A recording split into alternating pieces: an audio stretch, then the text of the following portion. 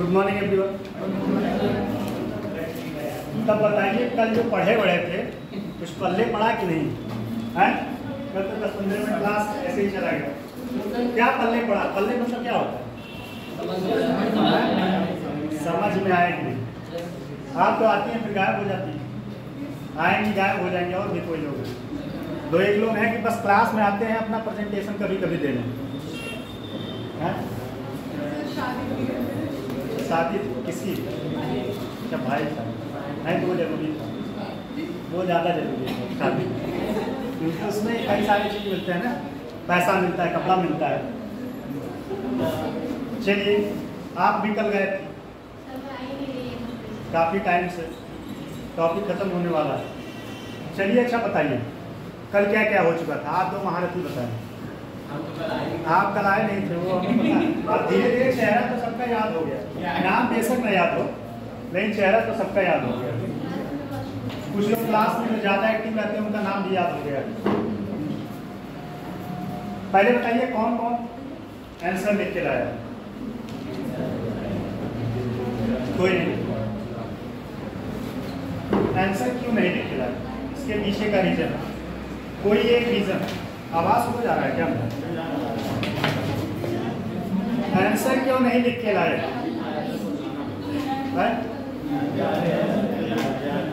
आप लिखे बताए। एक आंसर उनका बचा है किसी का, मेरे पास एक आपका है और एक और किसी का। हाँ 2 है और एक कोई और लिख के दिया था, उनका भी बचा है।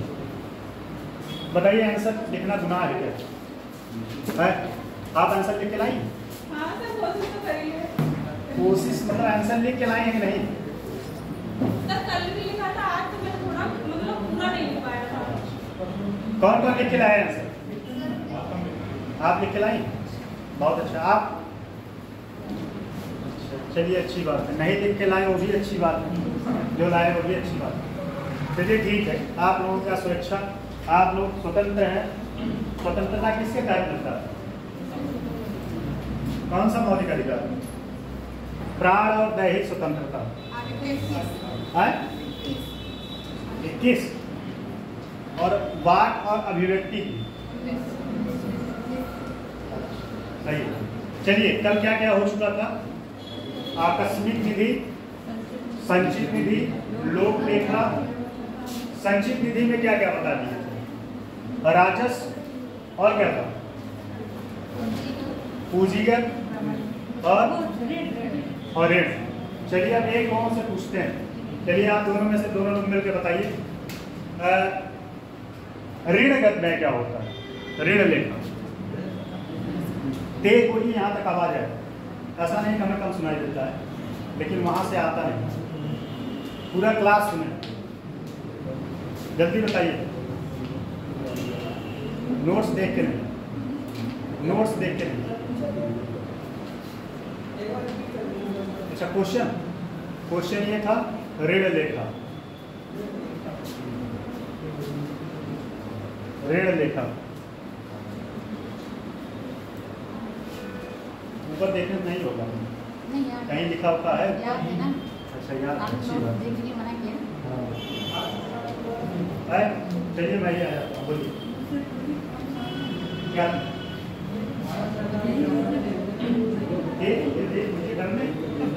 क्या आप नोट्स बन गए? नोट्स पहले ये काम घर पे करना बताइए।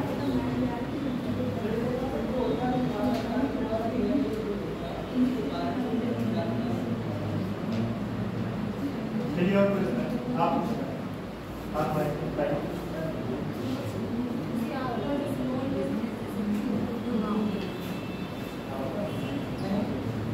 चलिए आप दोनों लोग बताएं।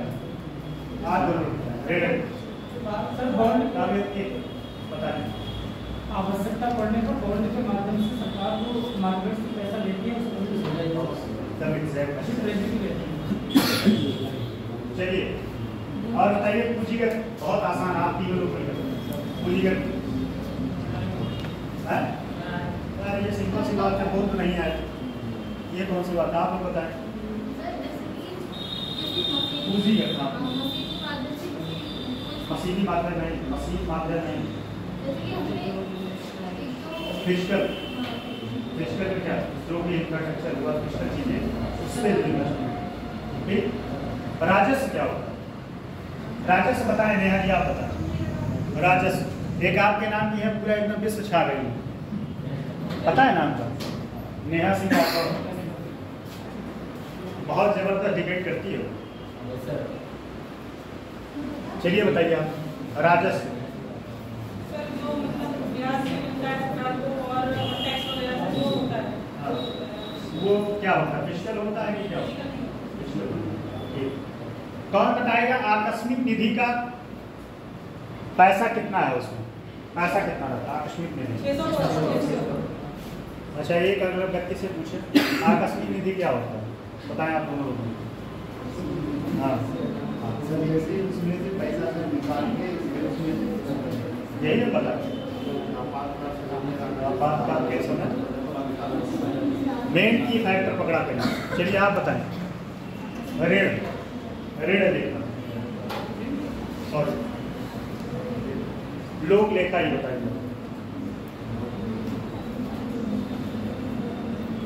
या संचित निधि बताइए। संचित निधि का डेफिनेशन बता दें, अभी तो उसके बाद पूछे। संचित निधि क्या होता है? जो सरकार द्वारा टैक्स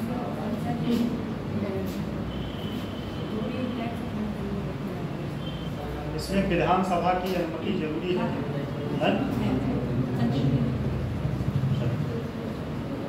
मिला जुला के हमें लगता है क्लियर होगा। क्लियर है ना? चलिए आगे चलते हैं। अगला टॉपिक आपका है राज्य निर्वाचन आयोग। राज्य निर्वाचन आयोग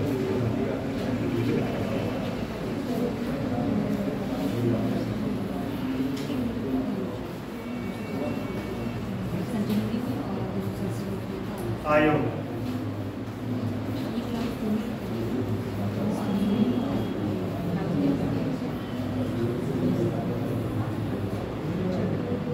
पहले समझिए राज्य निर्वाचन आयोग की संक्षेप में अनुच्छेद 324(4) 324(4) राज्य निर्वाचन आयोग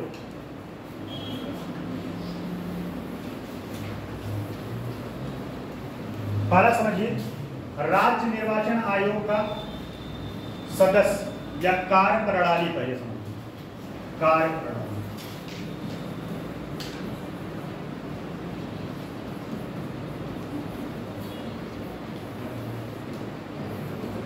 राज्य निर्वाचन आयोग जो अपना कार्य करता है किसके माध्यम से करता है, और रही बात स्वयं तो कार्य करेगा जाके, ठीक है। इसका काम क्या होता है कि चुनाव को कंडक्ट करा, लेकिन उसके पहले की कहानी यह है कि इसकी प्रणाली में इसके सदस्य जो होते हैं, सदस्य और मुख्य चुनाव आयुक्त, सदस्य और मुख्य चुनाव आयोग की नियुक्ति कौन करता है? कौन करता है? कौन बता सकता है? बताइए। राज्य सरकार करती है, मुख्यमंत्री के सलाह से। किसके?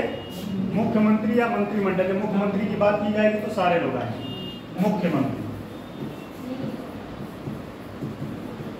मुख्यमंत्री की सलाह से राज्यपाल द्वारा।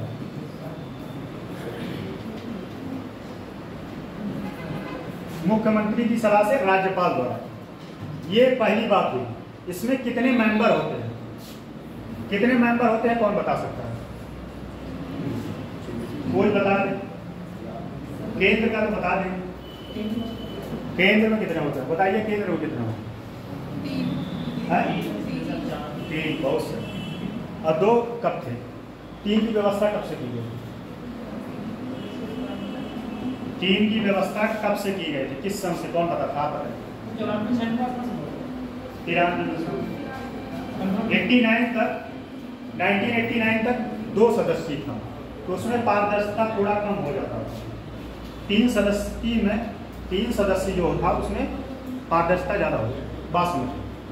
इसमें एक आयुक्त होता है और 3 संयुक्त आयुक्त होते हैं। एक मुख्य चुनाव आयुक्त हो गए, 3 संयुक्त जो आयुक्त होते हैं, 3 संयुक्त चुनाव आयुक्त होते हैं और 2 उप आयुक्त होते हैं, 2 उप आयुक्त होते हैं। टोटल कितने हुए? 5 हुए ना, 5 नंबर। और एक बात और, ये तो इसमें सदस्य होते हैं, इनको हटाया कैसे जा सकता है, यही बात समझ। शायद ये आपके सर को बताना चाहिए था, बताए होंगे या नहीं बताए। इनको हटाने की प्रक्रिया क्या होती है? चुनाव आयुक्त या जो सदस्य होते हैं, कौन बता सकता है? नियुक्ति तो ये 2 महाशय लोग करते हैं, हटा कौन सकता है?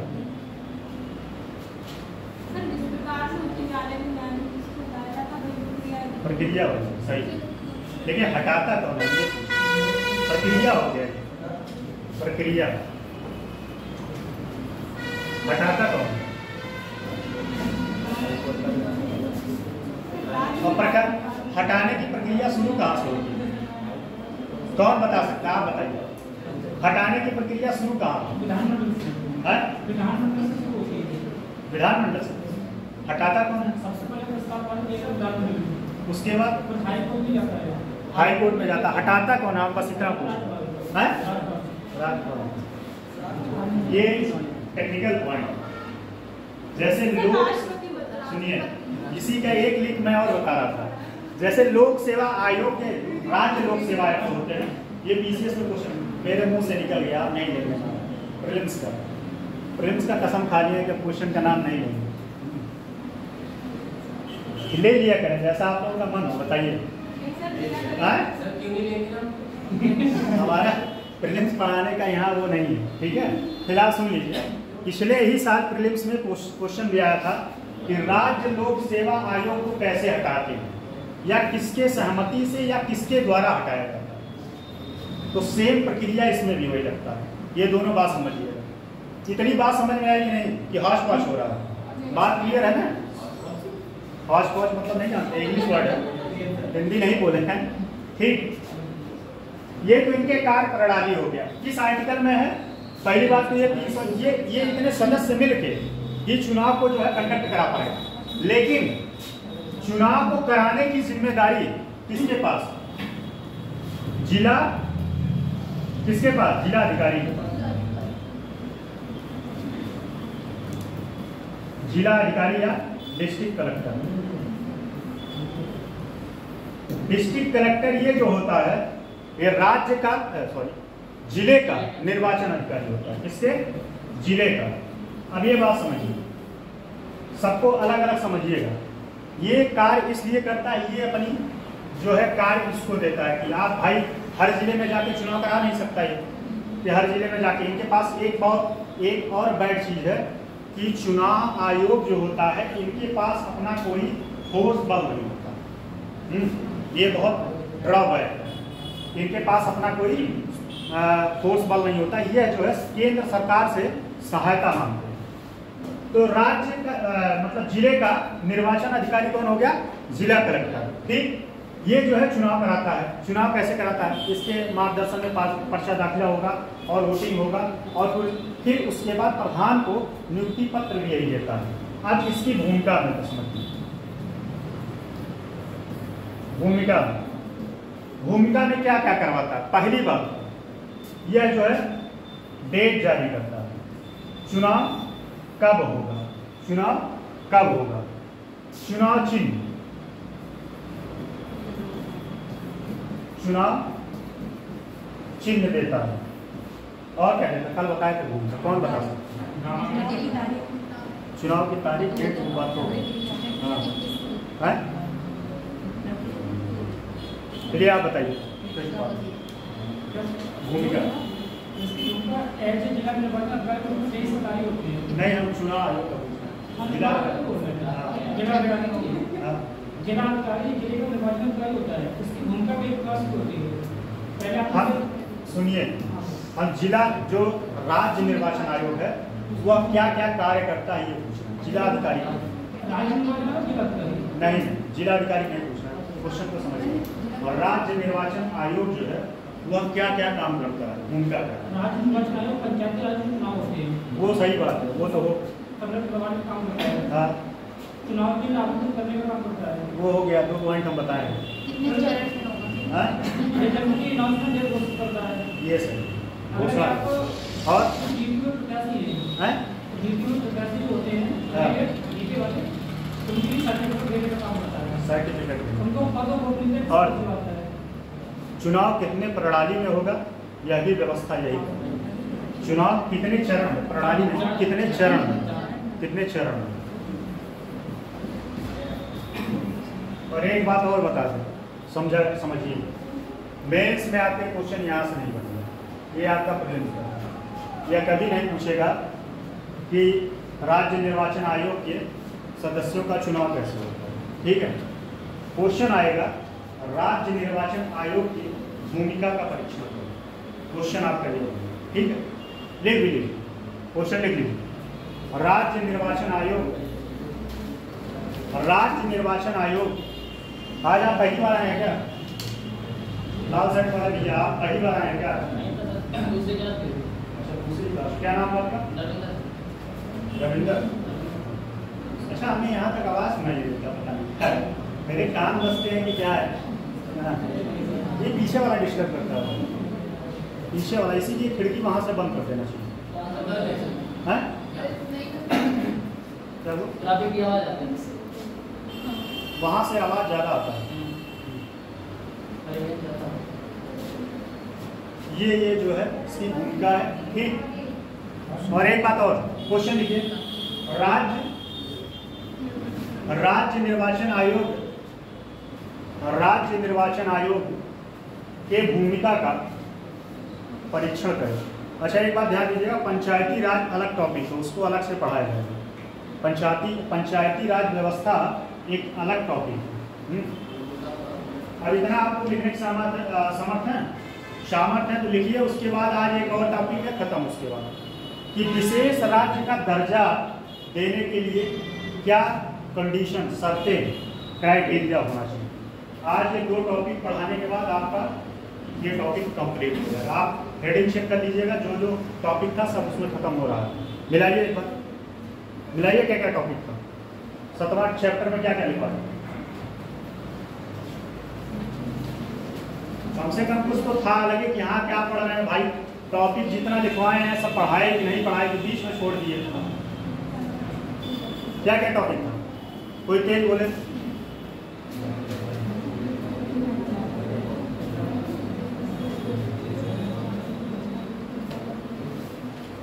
कौन सा भाई बेटा से आपको निकाल हैं?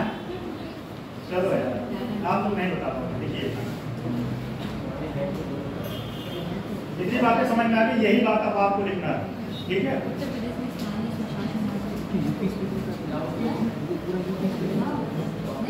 एक बात और लिख लीजिएगा,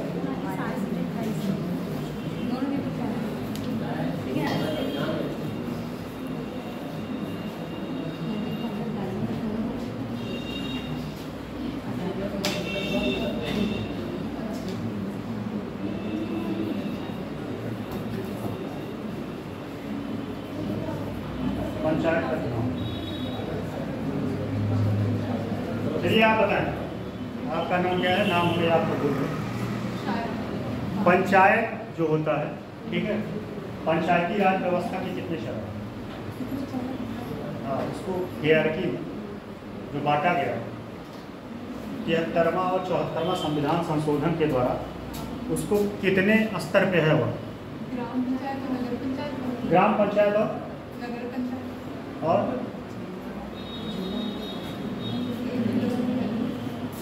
कौन बता? हाँ? 3 चरण तो हमें भी पता है। पंचायती राज व्यवस्था तो पढ़े होंगे, आप बताएं।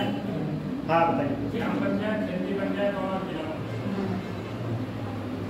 इन सबका जो है ये स्तर वो होता है, ठीक। ये पंचायती राज व्यवस्था अलग से है। देखिए, राज्य निर्वाचन आयोग, टॉपिक बताए नहीं आपको, टॉपिक बताए नहीं आपको। कह रहे हैं टॉपिक बताए नहीं क्या क्या था। जितना 5-6 टॉपिक था आज खत्म हो जाएगा। 4-5 टॉपिक पढ़ाए। देखिए, राज्य निर्वाचन आयोग। अब बात नहीं, अब जो बात करेगा मैं सीरियसली बता रहा हूँ, क्लास से निकालूंगा। बात सीरियसली बता रहे हैं, कान खोल के सारे लोग सुनिए। पढ़ाते समय अगर कोई बात किया तो क्लास से मैं निकालूंगा, चाहे यहाँ एक ही बच्चा पढ़ा, ठीक है। जब बात करें तब बात करिए, वैसे हम आप लोगों को इंटरटेन कर देते हैं कि बोर मत करिए, पढ़ाते समय सीरियस रहिए। राज्य निर्वाचन आयोग, राज्य निर्वाचन आयोग ब्रैकेट में लिख लीजिएगा, अनुच्छेद 324 लिखा, 324 सब क्लास 4, 324 सब क्लास 4। देखिए, इस आयोग की स्थापना, इस आयोग की स्थापना स्थानीय स्वशासन, इस आयोग की स्थापना स्थानीय स्वशासन इकाइयों के चुनाव को करवाने की जिम्मेदारी होती है। स्थानीय स्वशासन के चुनाव को करवाने की जिम्मेदारी होती है, करवाने की जिम्मेदारी होती है। जो उत्तर प्रदेश पंचायती राज अधिनियम, जो उत्तर प्रदेश पंचायती राज अधिनियम कब आया था? कब आया था? कौन बता सकता है? आप मत बताइए, और कौन बता सकता है? कौन बता सकता है? पंचायती राज, उत्तर प्रदेश पंचायती राज अधिनियम कोई बता सकता है? पूरा क्लास एकदम सुनना पड़ेगा। एक जाकिर है, कभी उसका जाके कविता सुनिएगा, शून्य पे कहाँ खड़े हैं, जाकिर नाम है, बहुत अच्छा शायर है और वो जो है कॉमेडियन है। शून्य पे कहाँ खड़े हैं, तो शून्य पे आके आप लोग खड़े हो जाए। और कोई बताए? अच्छा, और कोई? आप लोग, आप चारों लोग बताएं। इस तरफ हमारे तरफ देखें, आप चारों लोग बताएं। आप बताएं। चलिए, आप ही बताएं। ग्राम पंचायत में आया था 1947 में, उत्तर प्रदेश जनपद पंचायत आया 1959 में, 100 लागू हुआ। देखिए, अधिनियम 1947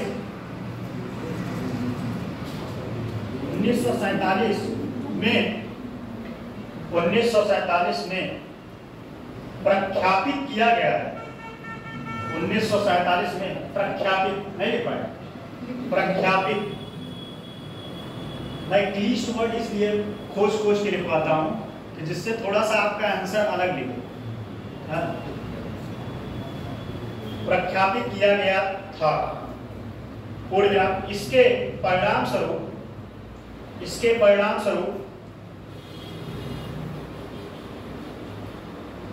परिणाम स्वरूप हर गांव, अच्छा एक बात और, पहली बार पंचायती राज व्यवस्था का स्थापना कहाँ किया गया था? पहली बार पंचायती राज व्यवस्था कौन सा राज्य? अगर ये आप लोग ना बता पाए तो अभी मैं चुल्लू भर पानी मंगवा रहा हूँ सबके हाथ में। सही बता रहे? यूपी कौन बोला? यूपी कौन बोला? यूपी। आप खड़े हो गए, इनका एक बार चेहरा देखिए सब। उत्तर प्रदेश। अच्छा, और कोई बताए? आप लोग बताएं, आप बताएं। पहली बार कहाँ लागू किया गया? बताइए आप लोग बताएं, आप। राजस्थान के कहाँ? एकदम सर। कब किया गया?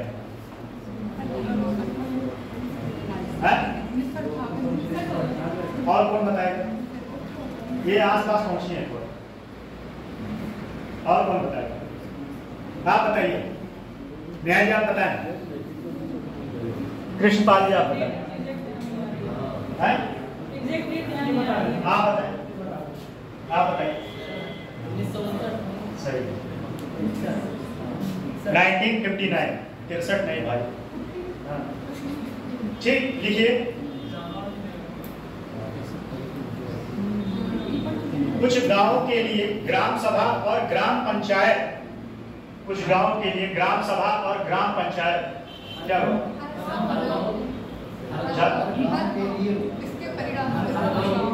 इसके परिणाम स्वरूप हर गांव या कुछ गांवों के, हर गांव मतलब प्रत्येक गांव, ठीक, प्रत्येक गांव या कुछ गांवों के लिए ग्राम सभा और ग्राम पंचायत, ग्राम सभा और ग्राम पंचायत पूरे राज्य में स्थापित किए गए, पूरे राज्य में स्थापित किए गए। पैराग्राफ चेंज करके, पैराग्राफ चेंज करके,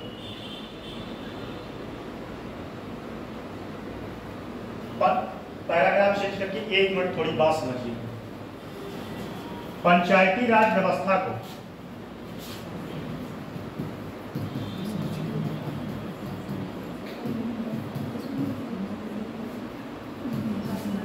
पंचायती राज व्यवस्था को सबसे पहले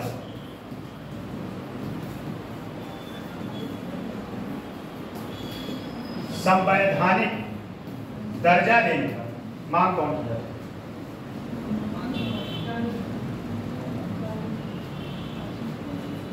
केंद्रीकरण करें।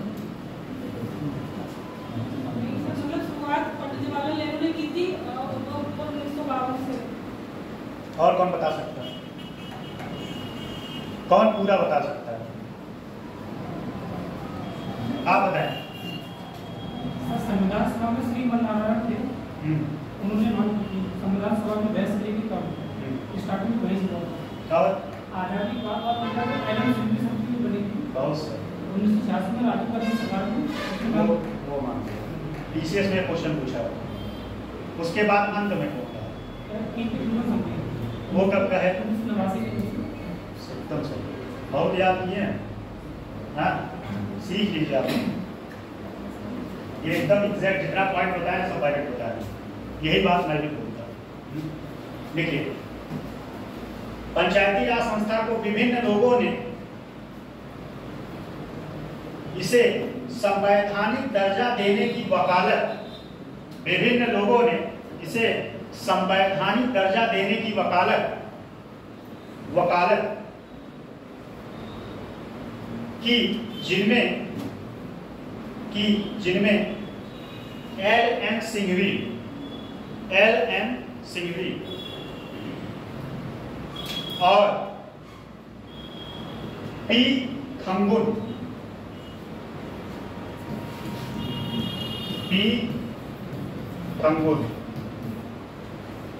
पी था है धर्म, पी थंगुन और पी थंगुन के आगे ब्रैकेट में लिखिएगा 1989।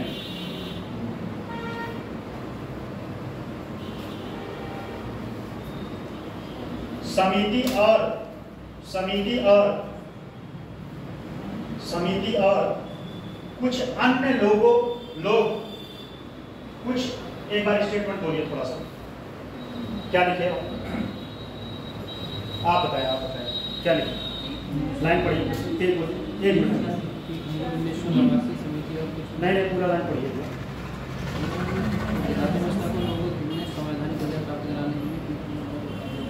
जिनमें पी थंगुल प्रमुख व्यक्ति शामिल है, ऐसे प्रमुख व्यक्ति शामिल है। ठीक, उड़ गया। इसके परिणाम स्वरूप संविधान का 73वां 73 और 74वां 74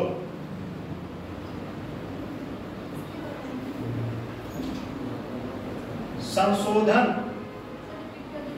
73वां लिखना पड़ेगा। इसके परिणाम स्वरूप संविधान का 73वां 73 और 74वां 74 संशोधन ब्रैकेट में लिखिएगा 1993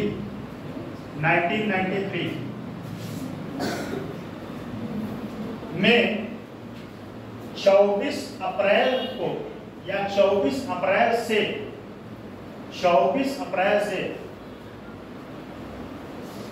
प्रभावी हो पाया। 24 अप्रैल 24 आप लोग क्या बोलेंगे? 24 जो मैं बोल रहा हूँ 24 हम भी वही बोलेंगे। 24 अप्रैल को प्रभावी हुआ।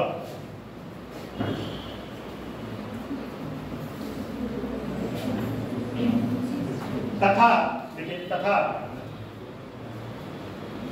24 अप्रैल को ही पंचायती राज दिवस के रूप में 24 अप्रैल को ही पंचायती राज दिवस के रूप में मनाया जाता है। ये क्वेश्चन आपने पीछे समझा, बहुत बार पूछा। चलिए देखिए, भारत के संविधान का अनुच्छेद भारत के संविधान का अनुच्छेद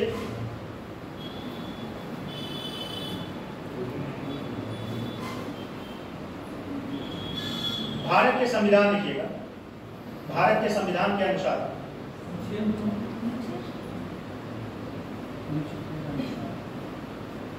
अभी अनुच्छेद ब्रैकेट में थोड़ा सा ब्रेक करिएगा। नहीं कितना 243 ना? हाँ सही है, मुझे यहाँ थोड़ा डाउट लगता है। भारत के संविधान का अनुच्छेद 243 टैब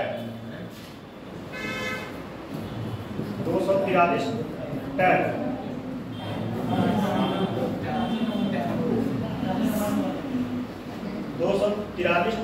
के अनुसार अब देखिए, ये हेडिंग था।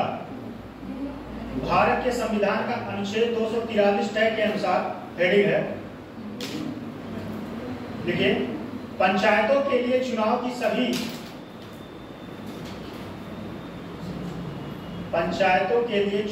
सभी चुनाव आयोजन के लिए मतदाता सूची पंचायतों के लिए चुनाव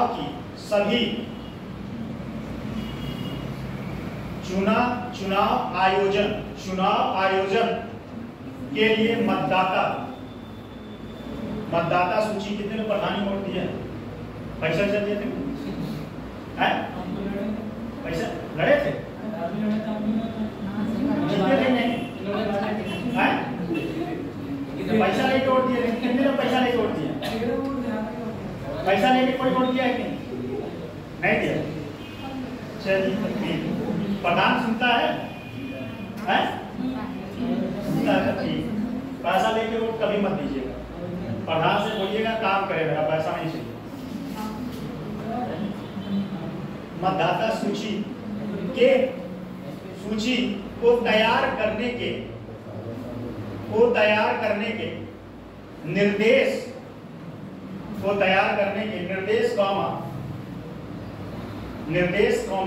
संचालन और नियंत्रण का प्रसार राज्य निर्वाचन आयोग को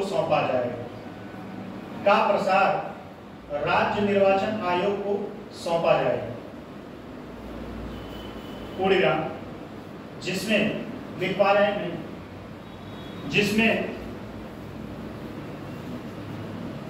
लिखिएगा, जिसमें राज्य निर्वाचन आयुक्त के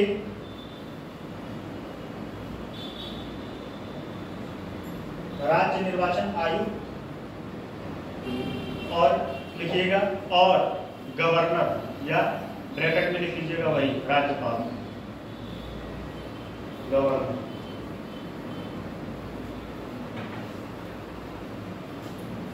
के द्वारा नियुक्त किए जाते हैं। एक बात समझिएगा, इस बात को थोड़ा सा, राज्य निर्वाचन आयुक्त किसके द्वारा नियुक्त किया जाता है? गवर्नर के द्वारा या राज्यपाल के द्वारा। ठीक, पैराग्राफ चेंज करके, पैराग्राफ चेंज करके। उत्तर प्रदेश राज्य निर्वाचन आयोग की स्थापना, पैराग्राफ चेंज करके, उत्तर प्रदेश राज्य निर्वाचन आयोग की स्थापना। अच्छा एक बात यहाँ समझिएगा, ये कंफ्यूजन मत पाइएगा, वो अधिनियम था 1947, स्थापना वहां नहीं, वो अधिनियम था। जैसे आरबीआई अधिनियम कब आया था, कौन बता सकता है? हाँ, और स्थापना कब हुआ? 36 में कौन बोला भाई? 36 में कौन बोला? अधिनियम ही गलत बताया। 34 स्थापना 35, राष्ट्रीयकरण 50। चलिए, उत्तर प्रदेश राज्य निर्वाचन आयोग की स्थापना 23 अप्रैल 1994, 23 अप्रैल 1994 को राज्य सरकार द्वारा की गई।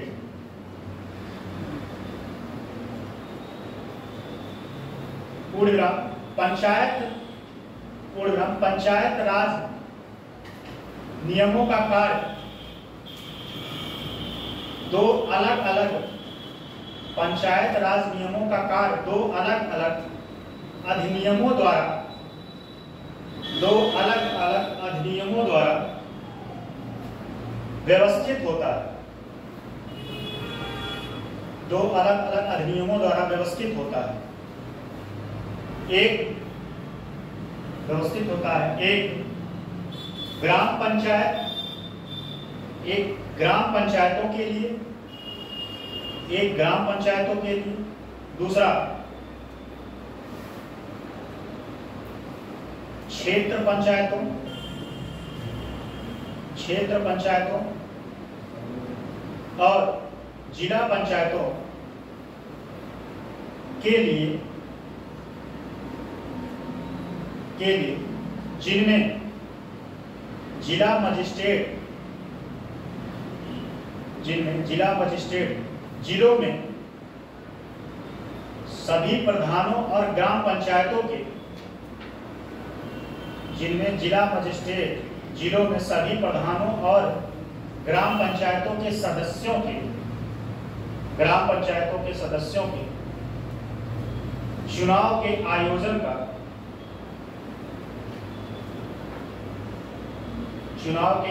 का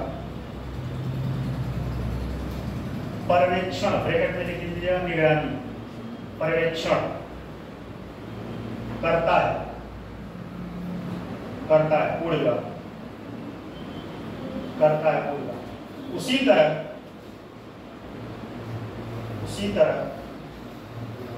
उत्तर प्रदेश क्षेत्र पंचायत और जिला पंचायत अधिनियम, ये कब आया? कौन बता सकता है? बताइए आप कृष्णपाल, कब आया क्षेत्र पंचायत अधिनियम? 1961 सही, 1961। क्षेत्र पंचायत अधिनियम 1961 की धारा 264B की धारा 264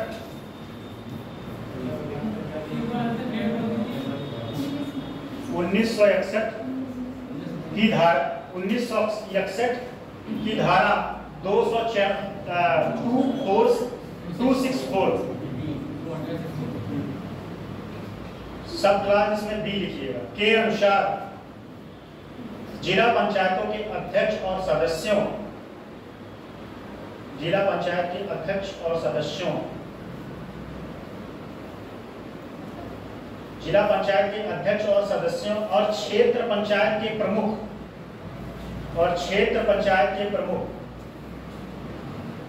ये क्षेत्र पंचायत का प्रमुख तो हमें समझ ही नहीं आया कि क्या करता है, किस लिए इसका चुनाव होता है, इसका कोई कार्य ही नहीं समझ में आता। क्षेत्र पंचायतों के प्रमुख और सदस्यों के पद के लिए चुनाव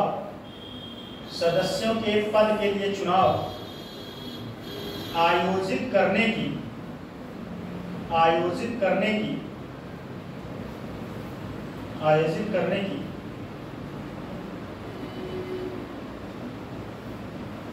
क्या होती है? जिम्मेदारी होती है। आयोजित करने की,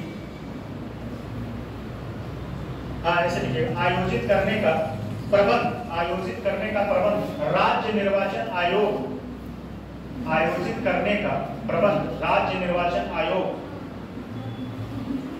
को सौंपा गया।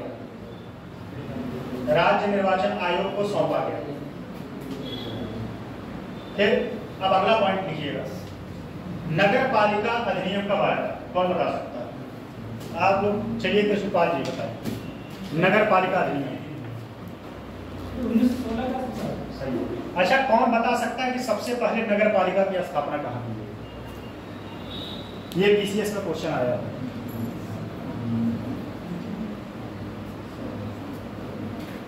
कौन बता सकता है? ये पीसीएस में प्रीवियस ईयर का क्वेश्चन। सोचिए, आप लोगों के हवाले छोड़ना। कहिएगा तो विकल्प दे देंगे, लेकिन आंसर नहीं बताएंगे। विकल्प दे दें? चलिए देखिए, नोट याद करिए, दोबारा से हो सकता हूँ। दिल्ली, एक मद्रास, कोलकाता, पश्चिम बंगाल। नगर पालिका अधिनियम 1916 की धारा, की धारा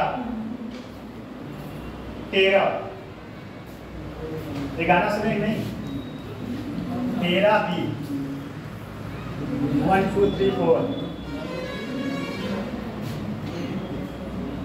नगर पालिका अधिनियम 1916 की धारा 13B लिखे हैं वहां, 13B 13B। और उत्तर प्रदेश नगर निगम अधिनियम 1959 उत्तर प्रदेश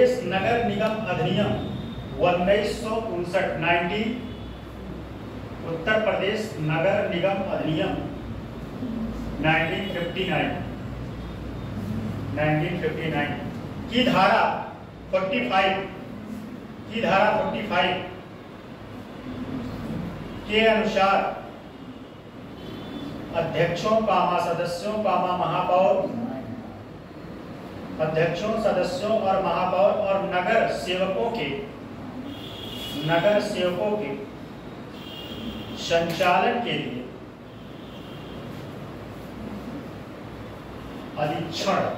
अधीक्षण लिखेंगे नहीं, संचालन के लिए अधीक्षण, निर्देश और नियंत्रण राज्य चुनाव आयोग द्वारा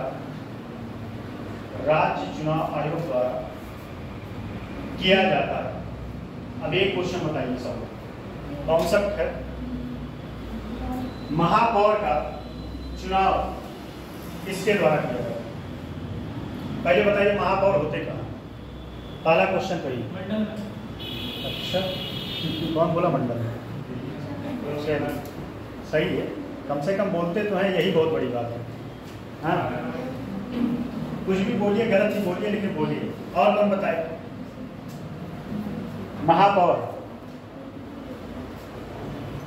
महापौर से ही जुड़ा नाम है, कोई बता सकता? महानगर निगम सुने हैं ना? कौन कौन से महानगर? कोई 2-3 बता दीजिए, आप बताइए कोई 2-3 नाम महानगर निगम। हम उत्तर प्रदेश की बात कर रहे हैं। उत्तर प्रदेश। चलिए, तेज बोलते रहिए। और कौन बता सकता है? महानगर। हाँ, महानगर निगम या महानगर? सही, एकदम सही बात। बस हो गया। आप जो बताना चाह रहे थे बता दीजिए। महानगर निगम में जो है महापौर होते हैं, उनका चुनाव कैसे होता है?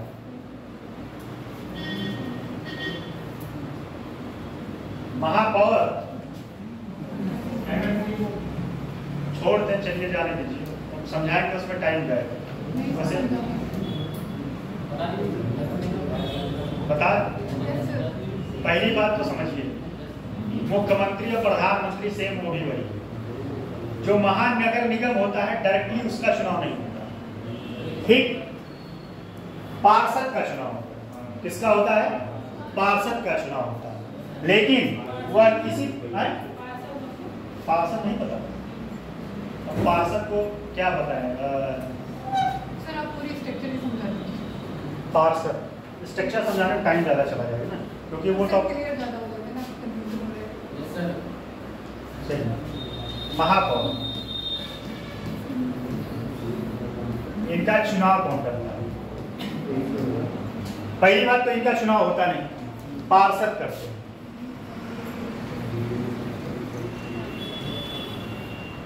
पार्षद जो है मिल के, ये पार्षद मिल के ही इनका चुनाव करते हैं। अब इसमें बात समझने की बात यह है कि क्या जो है पार्षद जितने लोग हैं एक ही व्यक्ति को चुनेंगे? नहीं, ये पार्टी के जो सदस्य होते हैं, जो पार्टी सदस्य नहीं, जो पार्टी है, बीजेपी हुआ, सपा हुआ, बसपा हुआ, वो अपने कैंडिडेट खड़ा करते हैं।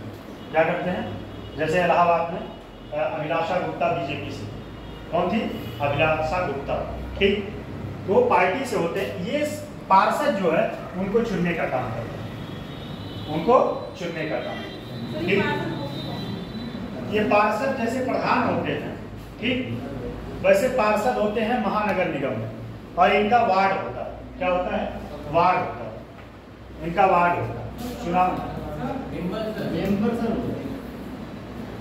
बात समझिए, वार्ड क्या होता है? वार्ड से ही चुने जाते हैं। सभासद कहाँ होता है? सभासद भी सही है, हर चीज का अलग अलग है। सभासद कहाँ होता है? कहाँ होता है सभासद? कौन बता सकता है? नगर पंचायत जो छोटे होते हैं, ठीक, वहाँ सभासद होता है। पार्षद जो है महानगर निगम में चुने जाते हैं, ठीक है। ये पार्षद वार्ड होता है, इनका 4 वार्ड, 3 वार्ड, 5 वार्ड मिल के एक पार्षद चुनते हैं। ये पार्षद जो है महापौर को चुनता है। अच्छा, इस महापौर का किसके किसके साथ मिलकर कार्य करता है? किसके किसके साथ? इसका एक मुख्य सलाहकार होता है, जैसे मुख्यमंत्री का मुख्य सलाहकार होता है, लेकिन वह जो है एक IAS ऑफिसर होता है। महानगर आयुक्त का नाम सुने? वही होता है महानगर आयुक्त। और एक बात जान लीजिए, इसी के ही निर्देश पे सारा काम करता है। इसका भी विधानसभा होता है, ठीक।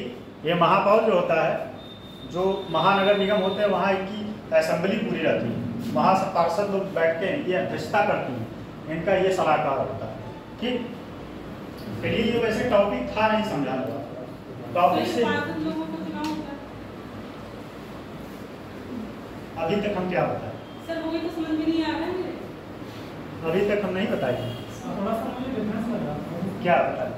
उत्तर प्रदेश के अंदर जो महानगर होते हैं, हाँ। 17 निगम जो है, हाँ? 17 निगम जो प्रोजेक्ट आ रहे हैं, हाँ, इसके जो अध्यक्ष के चुनाव से जनता का दौरा होता है, जो नगर पालिका प्रधान होती है, अध्यक्ष का चुनाव अलग होता है, लेकिन जो कमेटी बनती है, संगठन होता है, यानी इसके जो वार्ड मेंबर आप हो गए, जो सभासद इसकी होते हैं, उन सब कमेटी में लोग होते हैं। फिर से आप देखिए, मुख्यमंत्री का डायरेक्ट चुनाव होता है, मुख्यमंत्री का पार्टी का कैंडिडेट खड़ा होता है, पार्टी का कैंडिडेट होता है। जनता डायरेक्ट देती है, जैसे नगर पालिका की अध्यक्ष है समय, उसके लिए जनता डायरेक्ट वोट दे रही है।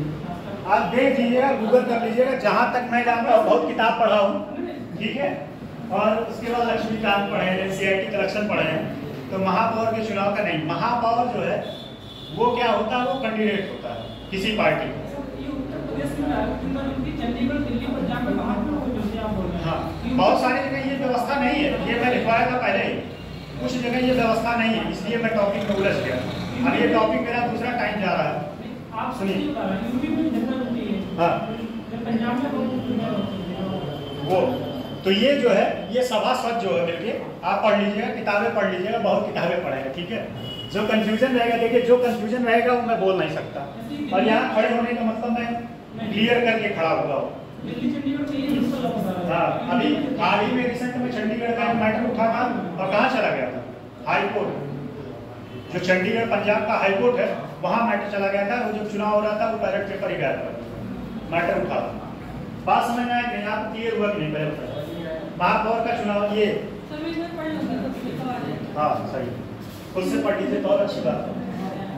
वैसे ये टॉपिक था नहीं, मैं टॉपिक से अलग चला गया। चलिए लिखिए,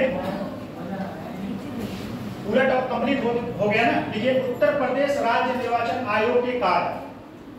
उत्तर प्रदेश राज्य निर्वाचन आयोग के कार्य। हाँ,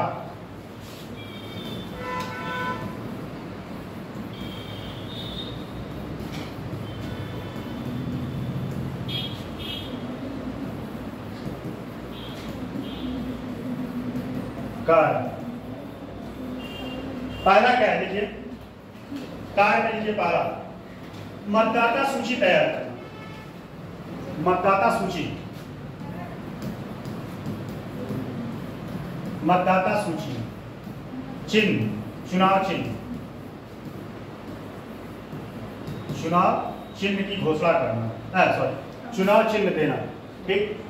चुनाव की घोषणा करना, चुनाव के डेट का, चुनाव के डेट का घोषणा करना, ठीक। और देखिए, नामांकन के लिए तिथि की घोषणा करना। नामांकन के लिए तिथियों की घोषणा करना। अगला पॉइंट, चुनाव की सार्वजनिक सूचना जारी करना। चुनाव की सार्वजनिक पेपर के माध्यम से सूचना जारी करना या अपने ऑफिशियल साइट से। चुनाव लड़ने वाले उम्मीदवारों की सूची का प्रकाशन करना। चुनाव लड़ने वाले उम्मीदवारों की सूची का प्रकाशन करना। मतदाता के लिए, अगला पॉइंट, मतदाता के लिए समय निर्धारण करना। मतदाता के लिए समय निर्धारण करना। अगला पॉइंट, आपात स्थिति में मतदान का स्थगन करना। आपात स्थिति में मतदान का स्थगन करना। वीटो की गिनती करना, सॉरी वीटो नहीं, वोटो। आपात स्थिति में मतदान का स्थगन करना। अगला पॉइंट, वोटों की गिनती करना। वोट नोट फार,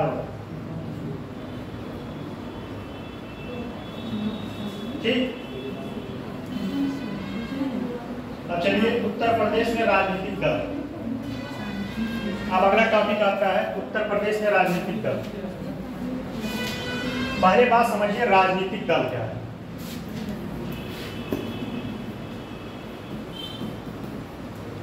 राजनीतिक दल क्या है?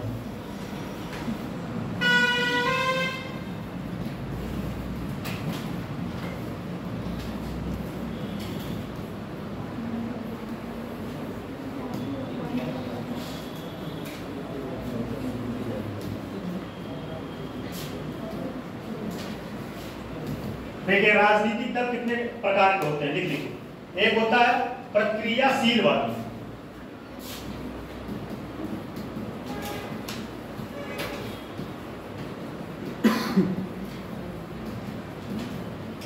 प्रक्रियाशीलवादी। दूसरा है रूढ़िवादी समुदाय।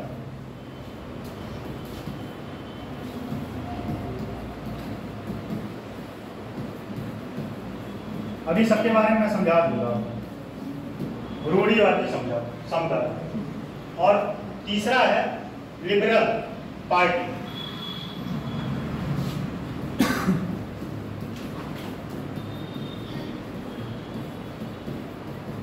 Liberal party. एक होता है सुधारवादी।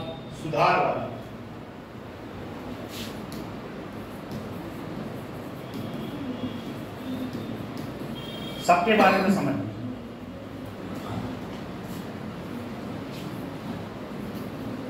पहली बात तो ये जो होते हैं प्रक्रियाशीलवादी, यह पुरानी व्यवस्था में विश्वास रखते हैं। जो चली आ रही है, पुरानी व्यवस्था।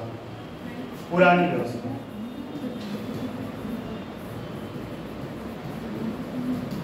किसी पार्टी का निर्माण इस 4 तथ्यों के आधार पर किया जाता है, वो इनका एजेंडा होता है। किस पार्टी का क्या मोटिव होता है, इसी चारों के माध्यम से कोई ना कोई एक एजेंडा होता है, उसी के बेसिस पे वो पार्टी खड़ा करता है। ठीक है, कोई भी पार्टी खड़ा हो। ठीक, ये पुरानी व्यवस्था में भरोसा रखते हैं। रूढ़िवादी जो है यह यथा स्थिति को बनाए रखना चाहते हैं। जैसे आप लोग आंसर राइटिंग नहीं करते हैं, सोचते हैं कि हम आंसर राइटिंग नहीं करेंगे, यथा स्थिति है, मतलब हम आंसर राइटिंग नहीं कर सकते। रूढ़िवादी यथा स्थिति, जो स्थिति है उसी के तरह रहना चाहते हैं। जैसे कोई भैंस है और कीचड़ में पड़ी है, तो चाहेगी कि मैं कीचड़ में पड़ा, उससे इधर उधर ना जाए। ठीक, ये क्या होता है? लिबरल। लिबरल क्या होता है? लिबरल जो है मौजूदा संस्थानों में सुधार चाहते हैं। लिबरल से मतलब ये है कि ये सहयोगात्मक प्रक्रिया अपनाते हैं। मतलब जो संस्थाएं, जो पार्टियां, जो सरकार में हैं, वह उसमें सुधार चाहते हैं कि मतलब जो कमियां हैं उसको सुधार किया जाए, सुधार चाहते हैं। और ये सबसे खतरनाक होते हैं। ये सबसे खतरनाक ये होते हैं, ये सोचते हैं जो चल रहा है उसको हटा के नई व्यवस्था स्थापित की जाए। जो चल रहा है ये नई व्यवस्था चाहते हैं। किसी पार्टी को स्थापना करने के लिए ये इतने मोटिव होते हैं। इसी मोटिव पे किसी न किसी पार्टी का गठन किया जाता है। और राजनीतिक दल गठन करने के लिए जरूरत क्यों है, बताइए, कौन बता सकता है? अब ये टॉपिक ज़्यादा खिंच जाएगा, इसलिए आज खत्म करना। अच्छा, उसके बाद क्लास नहीं आता, ठीक है?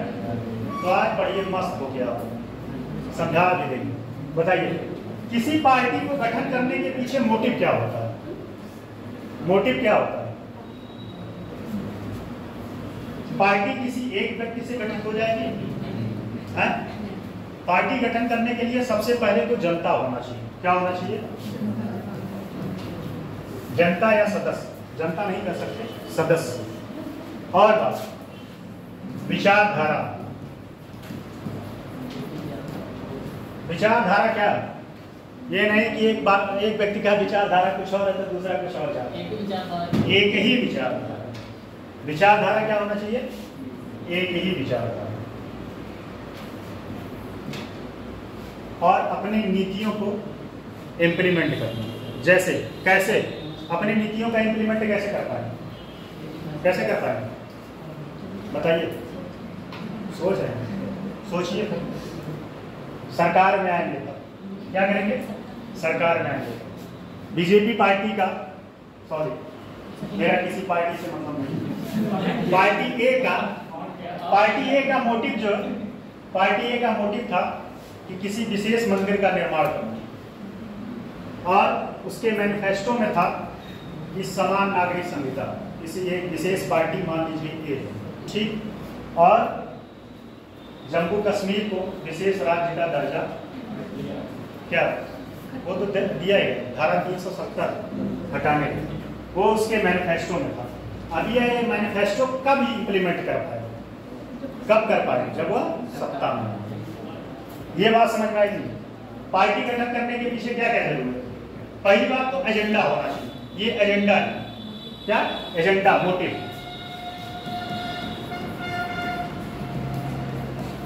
एजेंडा। फिर सदस्य होने चाहिए। आप अकेले तो बना नहीं पाएंगे, सदस्य होने चाहिए, ठीक। उसके बाद विचारधारा होनी चाहिए, सबका एक विचारधारा, एक मत हो। दल बदल कानून जानते हैं? कौन जानता है? दल बदल कानून किस अनुसूची में है, किस भाग में? अच्छा, 10वीं अनुसूची में क्यों रखा गया? किस अनुसूची में? शायद मैं क्वेश्चन गलत पूछता। कौन सा एक ऐसी अनुसूची है जिसमें जो है सुरक्षित माना जाता है कोई चीज को डालने का? उसमें लेकिन अब उसमें भी संशोधन किया है। हाँ। तो दल बदल कानून किसमें है? 10वीं अनुसूची कब आया था, कौन बता सकता है? दल बदल कानून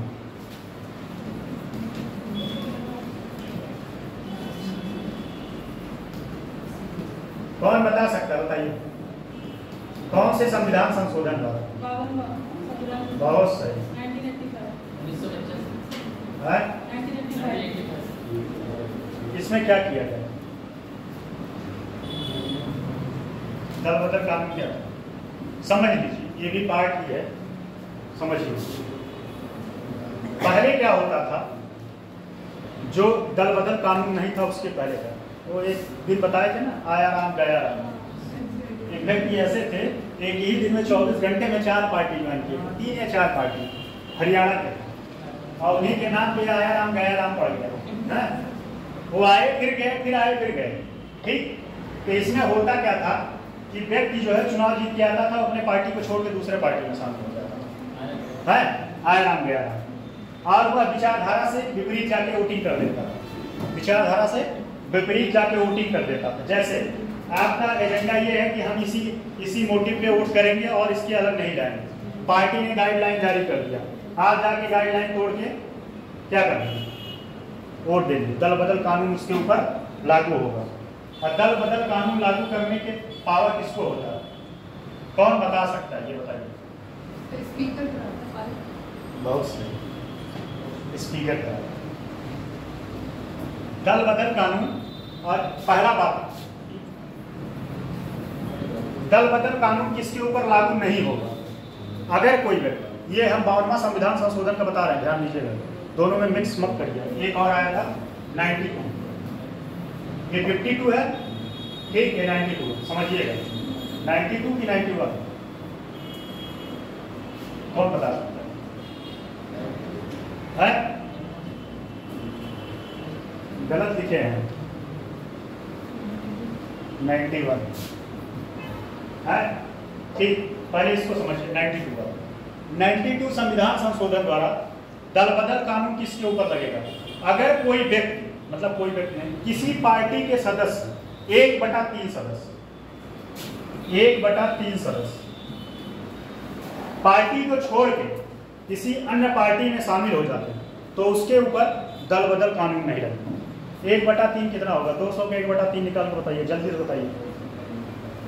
अच्छा, कोई एक राउंड फिगर दे देता है, 300 का 300 390 आएगा। कौन सा मैथ पढ़ेगा भाई? 300 का 1/3 90 आएगा। CBSE मैथ्स है, 100 आएगा, सिंपल सी बात है। अगर अब समझिए, यहाँ बात समझिए, हो गया बस। अगर 100 सदस्य, 300 सदस्य हैं, अगर उसमें से 100 सदस्य निकल कर किसी अन्य पार्टी में शामिल हो जाते हैं, तो क्या होगा? उन पर दल बदल कानून लागू नहीं होगा। किस नियम के तहत किया जाएगा? किस संविधान संशोधन के तहत? इतना गला चिल्ला के मेरा गला जो है बैठ जाता है। 52, लेकिन अब ये नियम बदल गया। अभी आप बता रहे थे 52 के तहत ये 1/3 था।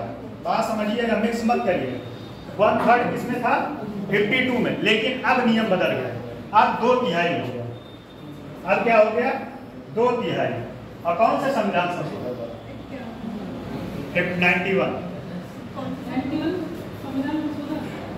91 संविधान संशोधन सन 2003। सन 2003 में कहा गया, अब कोई सदस्य या पार्टी के मेंबर जब तक 2/3 लोग पार्टी छोड़ के किसी अन्य पार्टी में नहीं शामिल होंगे, जब शामिल होंगे तब दल बदल कानून बनेगा। 2/3 करने के पीछे का कारण क्या था बताइए आप? 1/3 कम सदस्य होते हैं, 2/3 मतलब ज्यादा सदस्य होते हैं। और सदस्य ज्यादा संख्या में जब आप लेके जाएंगे, जैसे खरीद फरोख्त वाला कॉन्सेप्ट, एक नाम तो नहीं लेंगे, खरीद फरोख्त वाला एक कॉन्सेप्ट शुरू हुआ है। इस पूरे के पूरे पार्टी को ही तोड़ के दूसरे पार्टी में विलय करके अपना सरकार बनाएंगे, हैं? तो चलिए वो बातें नहीं है। दल बदल कानून समझ में आया कि नहीं है? समझ में आ गया? चलिए लोटस तो हाँ? ऑपरेशन लोटस छोड़िए जाने दीजिए, वो सब बातें करने की बात नहीं, ये चल रहा है। ठीक, तो राजनीतिक पार्टी को गठन करने के लिए क्या क्या होना चाहिए? कुछ मिक्सअप तो नहीं हो गया? बातें सब क्लियर हुआ है ना? लिखने के लिए सहमत है? लिखिए, देखिए उत्तर प्रदेश के राजनीतिक दल। अच्छा, उत्तर प्रदेश में कितने राजनीतिक दल हैं? अच्छा, राजनीतिक दल लिखवा, अभी बताएंगे कि राजनीतिक दल कैसे किसी पार्टी को राजनीतिक दल का दर्जा दिया जाता है या क्षेत्रीय दल का। दो बात होता है, जो दल होते हैं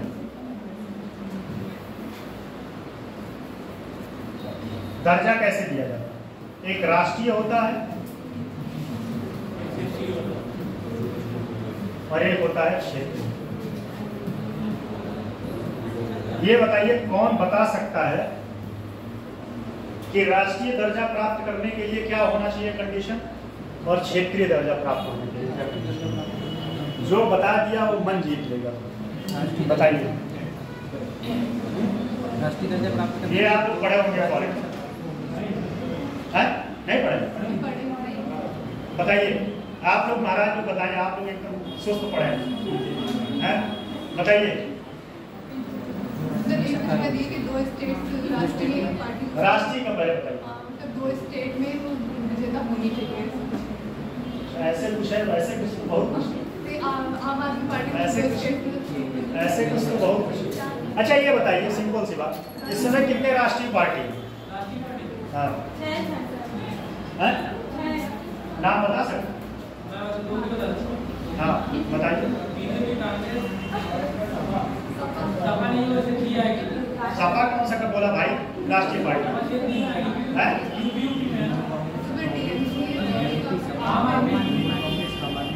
और यहाँ हम खड़े हैं, हमको बताइए, उनसे नहीं, हम खड़े हैं। आप बताएं किसी पार्टी? पहला क्वेश्चन का आंसर ये है, आपको राष्ट्रीय कैसे करते हैं? हाँ, पहली कंडीशन कम से कम 4 राज्यों में 2% वोट प्राप्त। एकदम सही। लोकसभा हैं?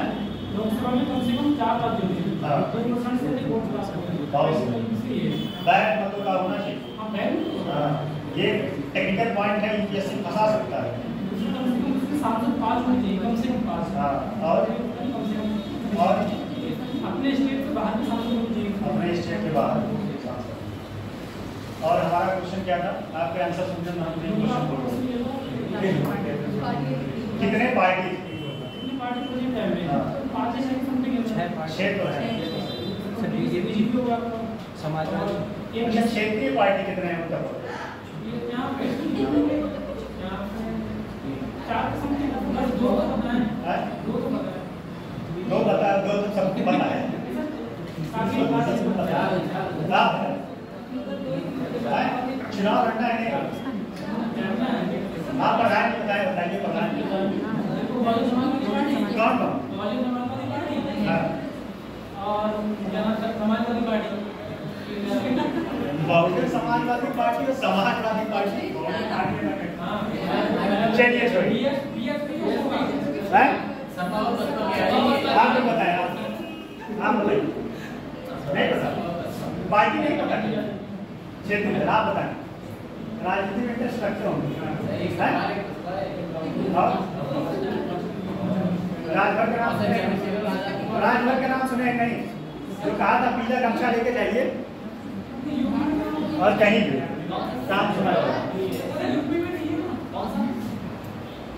सर क्षेत्रीय पार्टी, आप क्षेत्रीय पार्टी से बात करना और नहीं पता। है? एक सुहेल आम दल पार्टी, आम दल नहीं, अपना दल। रालोद हो गया। रालोद कौन है? रालोद कौन है बताइए? ये आप एक तरफ से हैं। इसके इस समय राष्ट्रीय अध्यक्ष कौन? इस पार्टी के गठनकर्ता हमारे ही नाम से थे। हमारा नाम ही नहीं पता।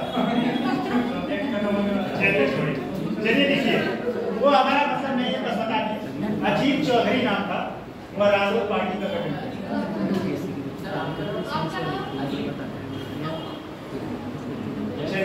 हमारे नाम में क्या रखा है? हमारे नाम में क्या रखा है? आप कौन से बहुत बड़े सेलिब्रिटी? नाम से क्या रखा है? नाम देखिए बस। चलिए उत्तर प्रदेश, 1 मिनट बस हो गया। उत्तर प्रदेश के राजनीतिक दल, देखिए राजनीतिक दल को आमतौर पर जनता की, राजनीतिक दल को आमतौर पर जनता की, आमतौर पर जनता की एक संगठित इकाई के रूप में, एक संगठित इकाई के रूप में, पानी मारेगा, एक संगठित इकाई के रूप में, भैया एक संगठित इकाई के रूप में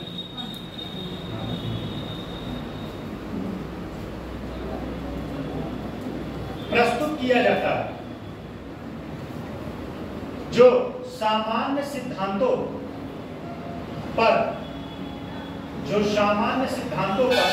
आधारित होते हैं, जो सामान्य सिद्धांतों पर आधारित होते हैं, जो सामान्य सिद्धांतों पर आधारित होते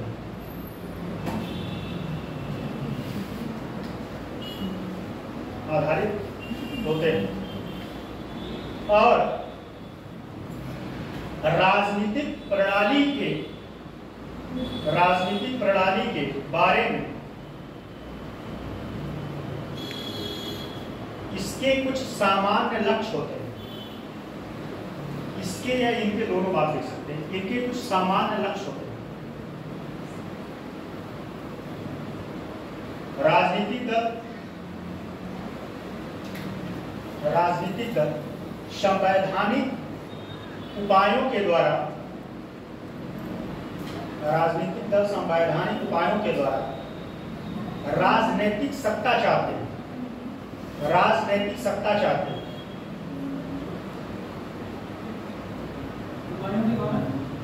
उपायों के द्वारा राजनीतिक सत्ता चाहते हैं, और इसके लिए कार्य करते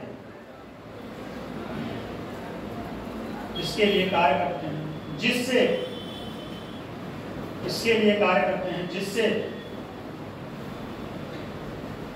यह अपनी नीतियों को अमल में ला सके,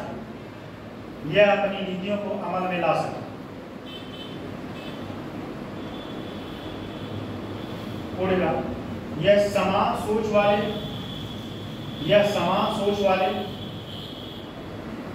लोगों का एक निकाय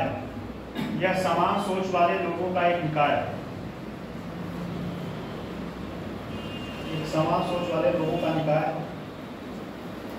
जिनके जनता से संबंधित विषयों पर समान विचार हो, जिनका जनता से संबंधित विषयों पर समान विचार हो।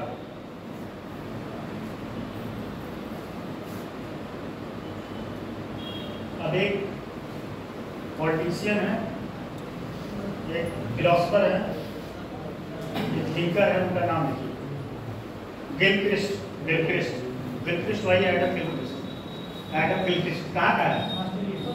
ऑस्ट्रेलिया। क्या था? क्या करता? क्रिकेट खेलता था। क्या करता? इतना आपको पता है, बहुत बड़ी बात है।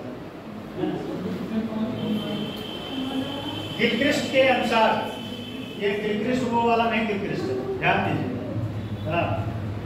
गिलक्रिस्ट के अनुसार राजनीतिक दल की परिभाषा,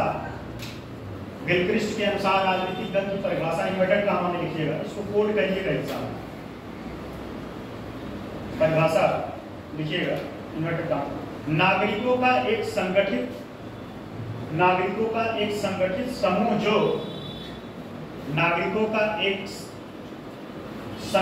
समूह जो समान राजनीतिक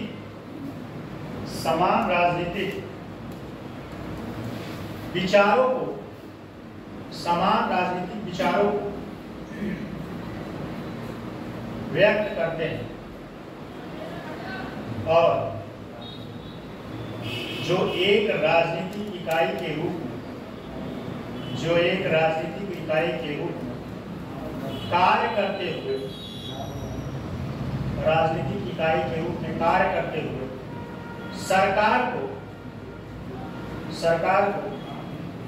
सरकार को नियंत्रित करने का प्रयास करते हैं। ठीक, अब ये चार्ट बना लीजिएगा। ठीक, ये चार्ट बना लीजिएगा। ठीक, चार्ट बना लीजिएगा, उसके नीचे सब लिख लीजिएगा। चार्ट बना लीजिएगा। फिर लिखिए अगला पॉइंट। उपरोक्त परिस्थितियों से स्पष्ट होता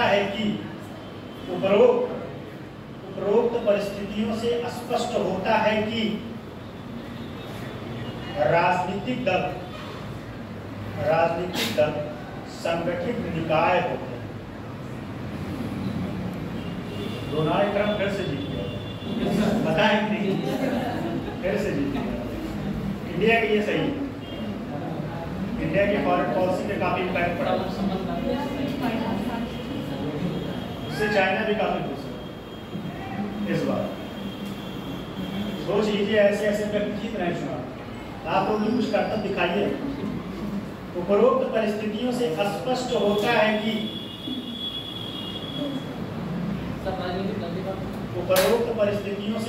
होता है कि राजनीतिक दल संगठित निकाय होते हैं और ये मूल रूप से सत्ता को अब क्या बात हो रही है, ये मूल रूप से सत्ता को पाने और उसे बनाए रखने के बारे में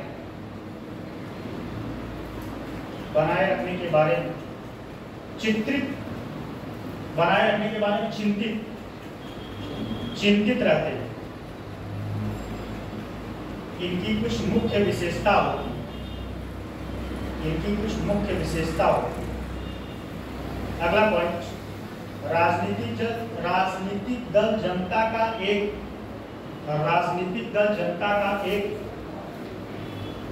संगठित समूह है। अगला पॉइंट, जनता का यह संगठित समूह एक जैसी नीतियों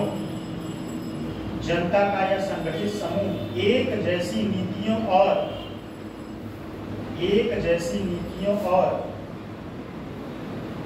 एक जैसे लक्ष्यों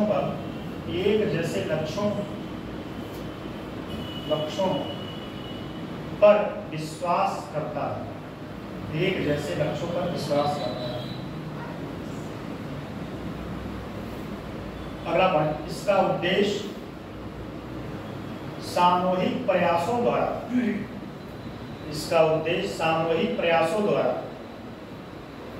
राजनीतिक सत्ता हासिल करने के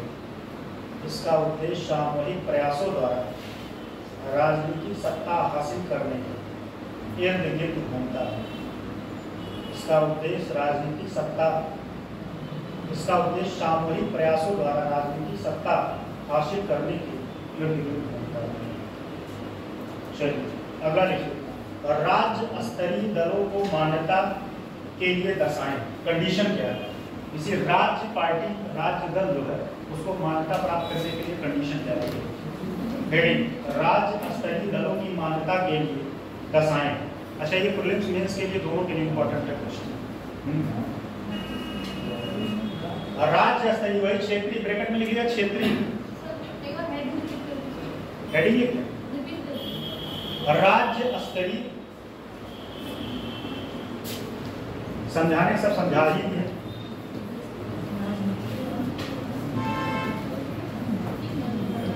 या ब्रैकेट में लिखिएगा क्षेत्रीय।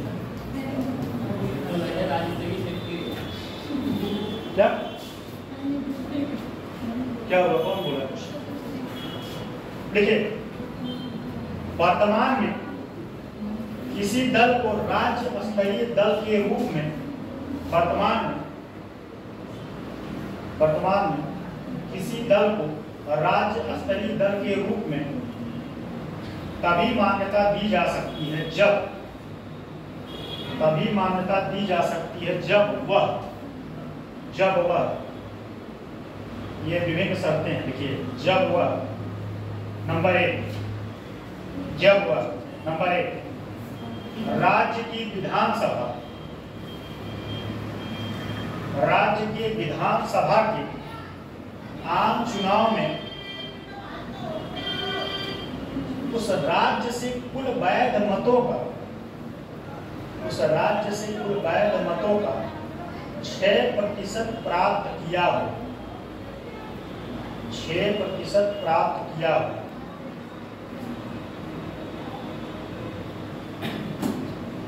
6% प्राप्त किया हो, एवं इसके अतिरिक्त, उसने संबंधित राज्य में 2 स्थान प्राप्त किए, संबंधित 2 स्थान मतलब 2 सीट, ठीक, संबंधित राज्य में 2 सीट प्राप्त किए। अगला पॉइंट, अथवा, ये सब अथवा है, अथवा पढ़ लिखिए, अथवा राज्य के विधानसभा के कुल सीटों का 3%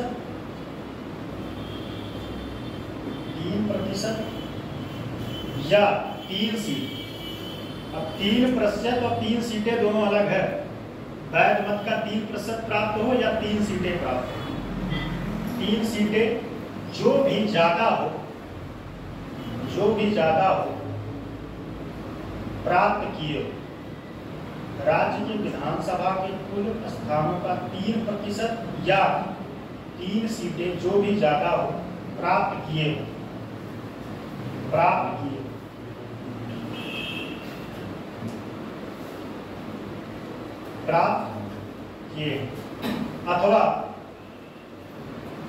अथवा प्रत्येक 25 सीटों में 25, प्रत्येक 25 सीटों में से उस दल ने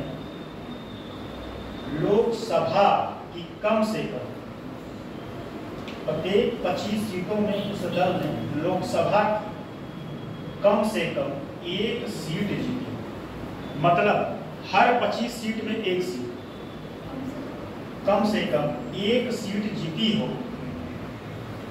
1 सीट जीती हो या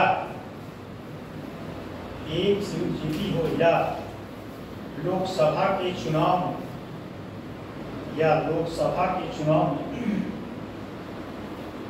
संबंधित राज्य, लोकसभा के चुनाव में संबंधित राज्य में उसने,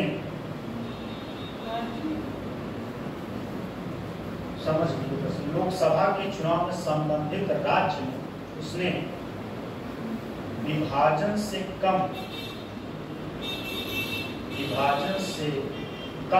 कम इतनी सीटें प्राप्त की,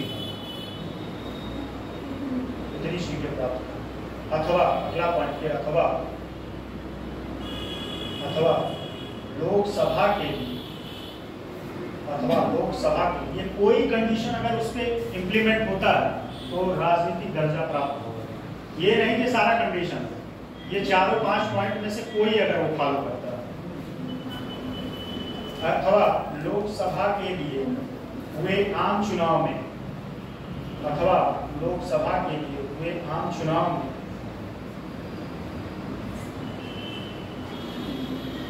विधानसभा चुनाव में कुल वैध मतों का 8% प्राप्त करना होता है, 8% प्राप्त करना होता है। ब्रैकेट में लिख लीजिएगा, यह सभी शर्तें 2011 में जोड़ी गई। अब बताइए, राष्ट्रीय दल को बताने का हमारा जितना नहीं है, ठीक। अब अगला लिखिए, सर ये तीसरा पॉइंट विभाजन से कम से कम ये क्या है? किसी, जैसे मान लीजिए राज्य का विभाजन हो गया, ठीक, अब जो सीटें बची, जैसे उत्तराखंड और उत्तर प्रदेश का विभाजन हुआ था, तो उसमें जो चुनाव, मान लीजिए बाद में जो चुनाव कंडक्ट हुआ, तो वहाँ पे विभाजन के बाद सीटें होगी। अब चलिए अगला पॉइंट लिखिए, मान्यता प्राप्त पार्टियों के लिए दिए गए विशेषाधिकार, ये बहुत इंपॉर्टेंट है। मान्यता अभी कहाँ खत्म हो गया? कॉलेज यहाँ पे इतना ज्ञान मिल रहा है, कॉलेज में क्या ज्ञान है? अरे कॉलेज में बात कर लिया करो भाई, कुछ गांधी जी को दे दो तो हो जाएगा। कॉलेज में कौन प्रैक्टिकल देने जाता है भाई? हम तो साइंस का ग्रुप का हो तो ठीक है, साइंस है, आर्ट साइंस से बताइए हम किस सब्जेक्ट का प्रैक्टिकल? कॉलेज में घूमने का एक मजा आता है, सही बात तो यही है, घूमने जाता। चलिए ठीक है, लिखिए, मान्यता प्राप्त पार्टियों के लिए दिए गए विशेषाधिकार, मान्यता प्राप्त पार्टियों के लिए दिए गए विशेषाधिकार। अच्छा आप लोग थोड़ा सोचिए इसमें क्या क्या विशेषाधिकार हो सकते हैं मान्यता प्राप्त पार्टी, नहीं तो हम बता ही देंगे, बताइए।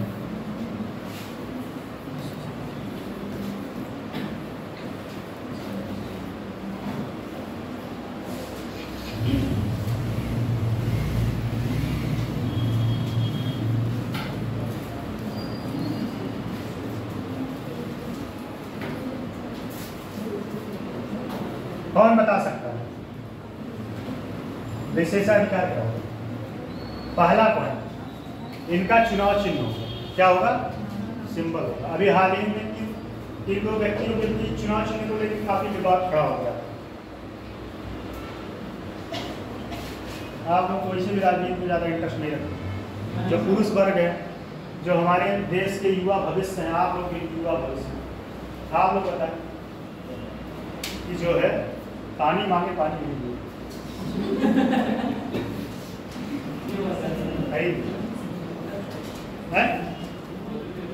अभी जो है जब शिवपाल और अखिलेश दोनों लोग अलग हुए थे, तो दोनों लोग जो है साइकिल सिंबल के लिए विवाद खड़ा हो गया था। अच्छा इस चुनाव चिन्ह का निपटारा कौन करता है? ये विवाद अगर खड़ा हो गया, इसमें निपटारा कौन करेगा? आप बताएं किस पार्टी? चुनाव में करें, आप बताइए। हाँ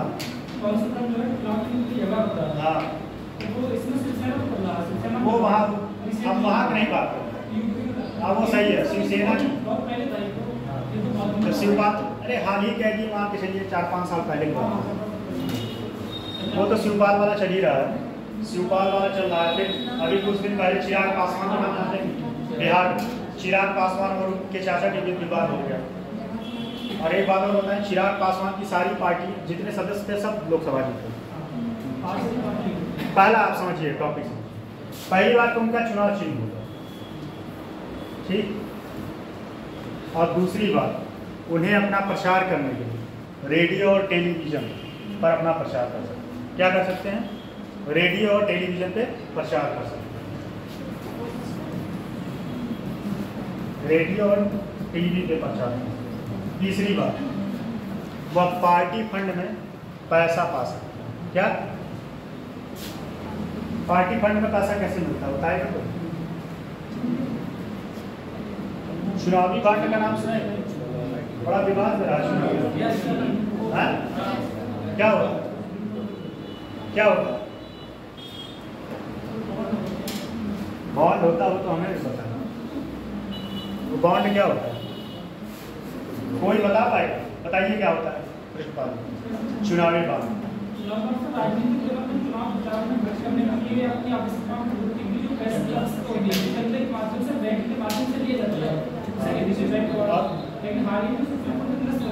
निरस्त कर दिया, सुप्रीम कोर्ट ने रोक लगा दिया। इतना पैसा आ गया पार्टी फंड, ठीक। पहली बात तो चुनाव चिन्ह होगा, रेडियो पे प्रचार कर सकते हैं, पार्टी फंड और ये कम से कम 20 सदस्य को स्टार प्रचारक बना सकते हैं। अच्छा, एक बात और ध्यान दीजिए, जो स्टार प्रचारक होते हैं, स्टार प्रचारक ये नहीं कि फिल्म अभिनेता या हीरोइन, ऐसा नहीं, पार्टी के ही सदस्य जो है स्टार प्रचारक होते हैं। जो स्टार प्रचारक होते हैं सबके ऊपर पैसा खर्च करने के लिए बाउंडेशन होता है। जो स्टार प्रचारक होते हैं उनके ऊपर ये छूट रहता है, वो पैसा एक्स्ट्रा खर्च कर सकते हैं। तो ये सब फायदे हैं मान्यता प्राप्त पार्टी में। लिख लीजिए, देखिए मान्यता प्राप्त पार्टियों के विशेषाधिकार। पहला, चुनाव चिन्हों का आवंटन, चुनाव चिन्हों का आवंटन, चुनाव चिन्हों का आवंटन। दूसरा, राज्य नियंत्रित टेलीविजन और रेडियो, राज्य नियंत्रित टेलीविजन और रेडियो स्टेशनों पर, राज्य नियंत्रित टेलीविजन और रेडियो पर राजनीतिक प्रसारण के लिए समय का प्रावधान।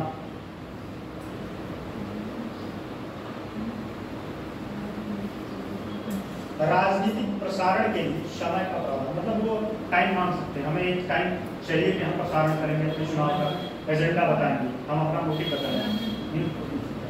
और फिर दूसरा, चुनावी सूची प्राप्त करने की सुविधा। चुनाव की जो सूची होती है सबको नहीं मिलता, जो राजनीतिक पार्टियां होती है उन्हीं को मिलता है।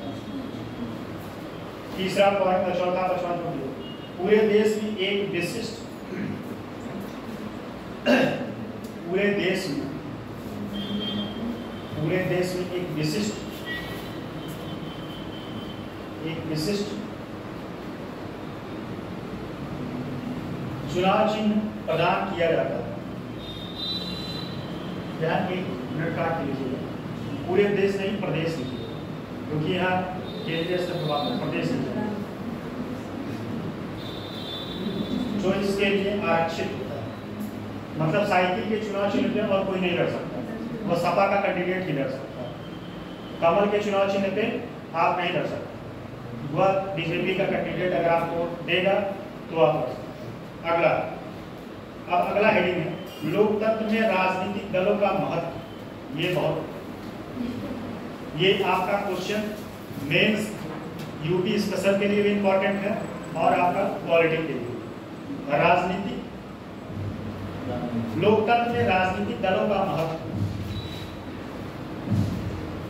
देखिए, एक राजनीतिक दल नागरिकों का एक समूह है,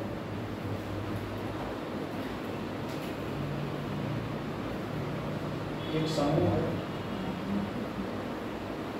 जो शासन पर सामान्य विचार, जो शासन पर सामान्य विचार रखता है, जो शासन कर रहा है उसके बाद, और एक राजनीतिक इकाई के रूप में कार्य करता है, एक राजनीतिक इकाई के रूप में कार्य करता है, जो अपने एजेंडे और नीतियों को आगे बढ़ाने के लिए, जो अपने एजेंडे और नीतियों को आगे बढ़ाने के लिए,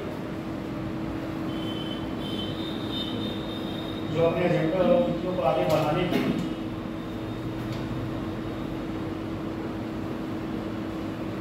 सरकार का नियंत्रण हासिल करना चाहता है,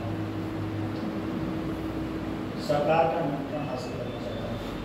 इसी का वाटर साफ रखे, कोई पानी रखा है तो साफ, मेरा व्रत है,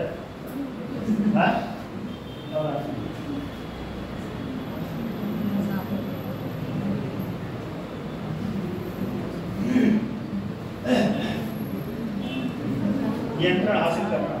अगला पॉइंट, राजनीतिक दल। थोड़ा आप जाइए, हेलो भाई साहब, आप थोड़ा सा जाए, बाटल से पानी देते, वो कोई है नहीं वहाँ पर।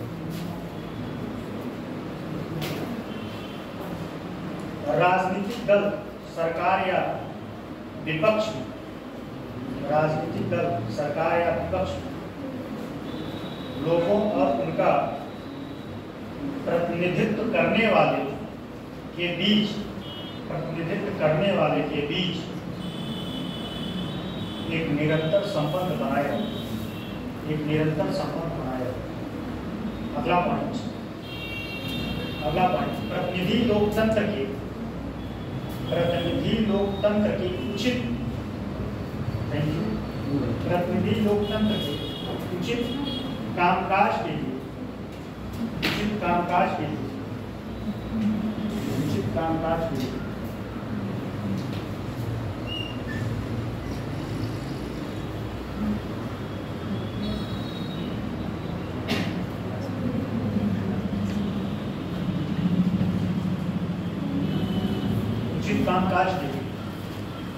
राजनीतिक दल आवश्यक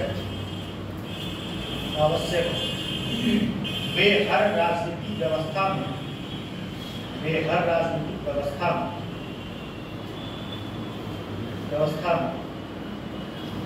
महत्वपूर्ण कार्य करते हैं। अब चुनौतियां देख लीजिए क्या क्या राजनीतिक दल की चुनौतियां। इसके बाद टॉपिक चुनौतियां क्या है। देखिए चुनौतियों में पहला पॉइंट राजनीति का अपराधीकरण। राजनीति का अपराधीकरण कैसे होता है? राजनीति का अपराधीकरण बताइए।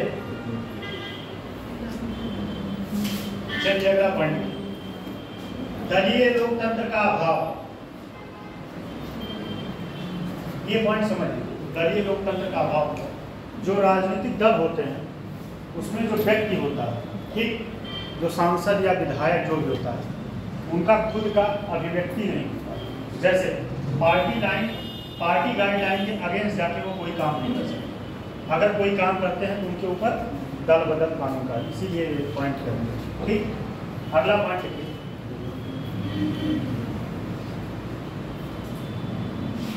गुटबाजी वही कुछ लोग मिलके दूसरे पार्टी में शामिल हो जाए, गुटबाजी, ये सब चुनौतियां। तीसरा पॉइंट, असंवैधानिक तरीके से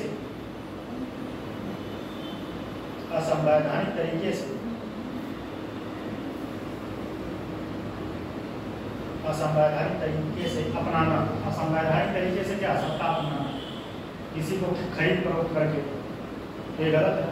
अगला पॉइंट, लोक लुभावन वादे क्या होते हैं बताइए? लोक लुभावन वादे, जैसे आप एक क्लास में भीड़ आ गया, किस नाम पे आ गया? क्लास में एक भीड़ आ गया था, उस नाम लोक लुभावन वादे। अगला, मैं किसी पार्टी का विरोधी नहीं, ये मत समझिए, मैं न्यूट्रल, मेरा किसी भी पार्टी से कोई विचारधारा नहीं बनता। अगला पॉइंट, सदस्यों में अनुशासन की कमी।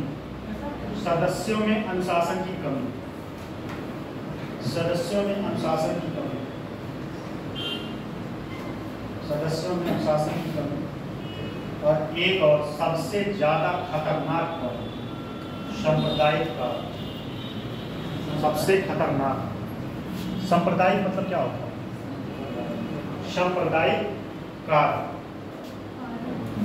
सांप्रदायिक कार्य के द्वारा कैसे करते हैं बताइए? किसी जगह कोई दंगा भड़का, उसमें अपना वोट बैंक राजनीति करने के लिए किसी एक जाति विशेष को सपोर्ट कर देना, फिर उस जाति विशेष को भड़का देना, राजनीति गंदा हो गया, फिर वो क्या करेंगे? अपने वोट बैंक में उसको तब्दील करवाना। ठीक, अभी पढ़ने सक्षम में एक टॉपिक बचा है, विशेष राज्य का दर्जा। बताइए, पढ़ने सक्षम है तो लिखिए, नहीं समझ सक्षम है कि नहीं? हिम्मत गवाही दे रहा है। विशेष राज्य का दर्जा,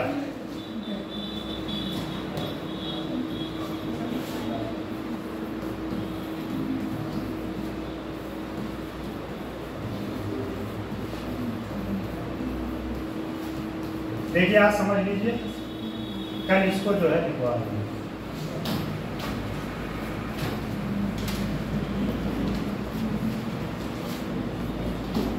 विशेष राज्य का दर्जा, क्या हुआ? आप होमवर्क नहीं है क्या?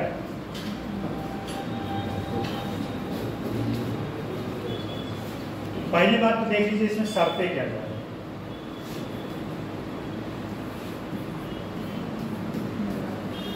किसी राज्य को विशेष राज्य दर्जा देने के पीछे कुछ टर्म्स एंड कंडीशन होते हैं। कौन बता सकता है? आप बता सकते हैं? बताइए। पहली बात तो सीमा को लागू होना चाहिए। बहुत सही। सीमा को लागू होना हाँ, चाहिए। पहाड़ी रास्तों पहाड़ी जनजाति बहुत हो सकता है। जनजाति लोगों का घनत्व ज्यादा होता है। हाँ, जनजाति बहुत हो सकता है। हाँ, और सही पॉइंट, 2 पॉइंट सही करा। तीसरा आपको आर्थिक रूप से पिछड़ा होना चाहिए। आर्थिक रूप से पिछड़ा। चौथा पॉइंट सही। हाँ, पांचवा पॉइंट, राज्य की कोई नियमित आय, राज्य की कोई नियमित आय। ठीक, जैसे मान लीजिए ऐसी बेसिस पे कुछ जो है राज्य जो है डिमांड कर रहे हैं। कौन राज्य कर रहे हैं? बिहार कह रहा है कि हमारा कोई, पहली बात तो हम आर्थिक रूप से पिछड़ा है, 2-3 पॉइंट तो वैलिड बता रहा है, और हमारा कोई निश्चित आय नहीं, तो हमको विशेष राज्य का दर्जा मिलना चाहिए। कंडीशन लिख लीजिए, कंडीशन लिख लीजिए। पहली बात तो, अच्छा एक बात और, जैसे दुर्गम क्षेत्र, दुर्गम क्षेत्र मतलब ये बात जो कहें वही दुर्गम क्षेत्र। सीमा से संबंधित क्या है? सीमा मतलब वो वाली सीमा नहीं, बड़ा हाईलाइट थी। चलिए बताइए, सीमा से संबंधित क्यों उसको दिया गया? इसलिए क्योंकि उसके ऊपर बाहरी खतरे, इंटरनल सिक्योरिटी के पॉइंट से जरूरी होता है, तो उसको विशेष दिया, क्योंकि वहां पे केंद्र का कम वर्चस्व रहता है। ठीक, पहले पॉइंट लिख लीजिए, बाद में कल भले लिख लीजिएगा इसको, टॉपिक शर्तों में लिख लीजिए। जो ये पॉइंट बताएं उसी पॉइंट में है, 1-2 पॉइंट और है बस, ऐसे पॉइंट लीजिएगा। ये चार्ट इसीलिए बनाते हैं कि पूरा क्वेश्चन का आंसर आप इसी चार्ट के सहारे लिख सकते हो। थोड़ा ज्ञान आपका दिमाग अगर बढ़ेगा तो। लिखिए दुर्गम क्षेत्र, शर्तों में पहला दुर्गम क्षेत्र। दूसरा पॉइंट, कुछ आदिवासी, कुछ आदिवासी, कुछ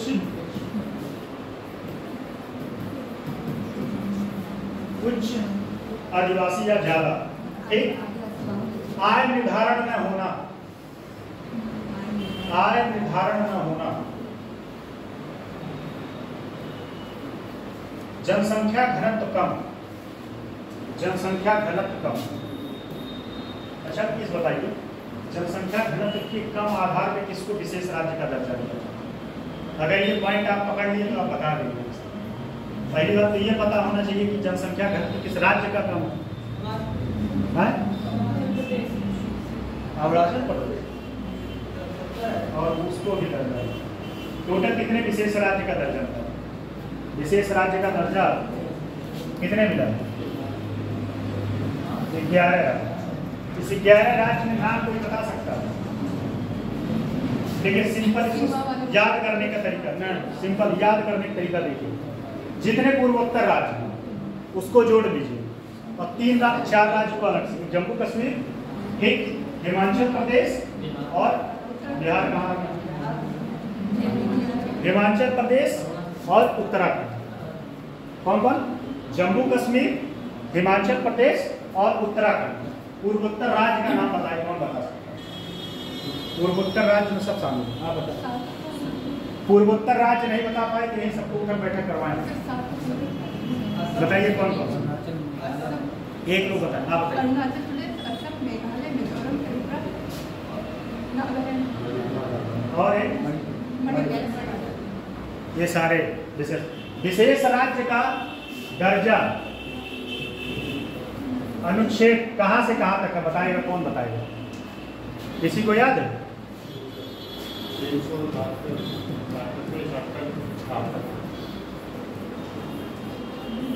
ठीक, 71 जे।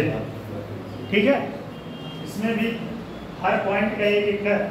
ये क्वेश्चन टीसीएस में एग्जाम में आता है, ए में कौन है, डी में कौन है, ठीक, बी में कौन है, जी में कौन है, वो हमारा विषय नहीं है। नाम याद हो गया कि नहीं याद रहा? याद करने का तरीका क्या? याद करने का तरीका पूर्वोत्तर राज्य हो गए, उसको याद रखना। फिर उसके बाद जम्मू कश्मीर, हिमाचल प्रदेश और उत्तराखंड। ठीक, 10 ही तो है सर। सारा पूर्वोत्तर में जितना सात के अलावा नहीं है। पूर्वोत्तर में जितने हैं सब जुड़ेंगे, ये बात ध्यान दीजिएगा। ठीक, अगला जनसंख्या घनत्व कम होना, अर्थव्यवस्था। अगला पॉइंट इसमें लिखिएगा शर्तों में अगला पॉइंट अर्थव्यवस्था इंफ्रास्ट्रक्चर में पिछड़ापन। अर्थव्यवस्था या इंफ्रास्ट्रक्चर में पिछड़ापन। एक पॉइंट वही है सीमा, अंतर्राष्ट्रीय सीमा का लगना। अंतर्राष्ट्रीय सीमा का लगना शुरुआत कब की गई?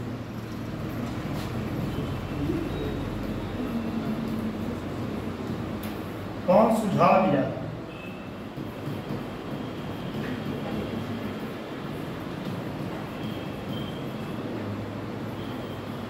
ये गाडगिल महोदय थे, इन्होंने सुझाव दिया था। क्या? किस चीज? विशेष राज्य का दर्जा। और यह शुरुआत किए थे 1969।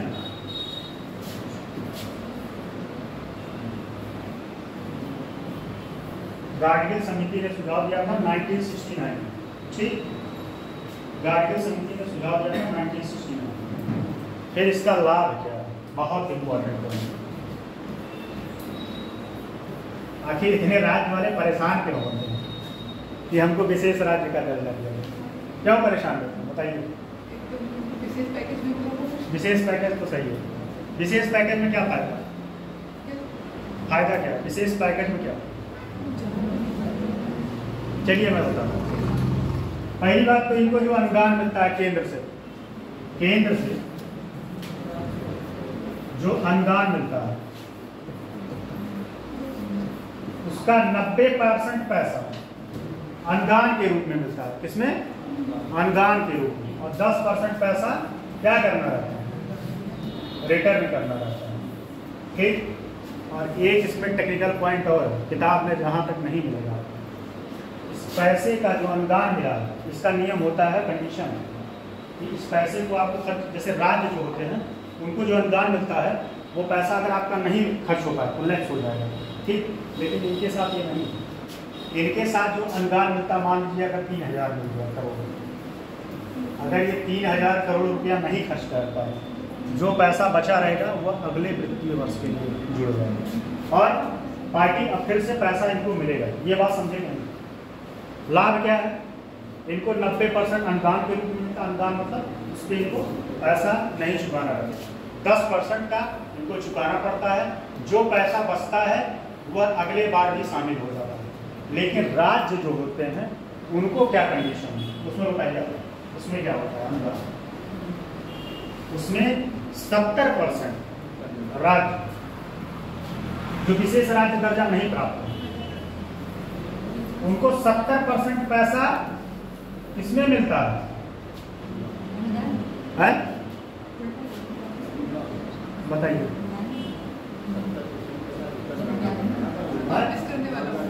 70% पैसा रिटर्न करना, 70% करना पड़े तब तो राज्य फिर बेकार हो जाएगा। 70% अनुदान मिलता है, 30% इनको रिटर्न करना पड़ता है।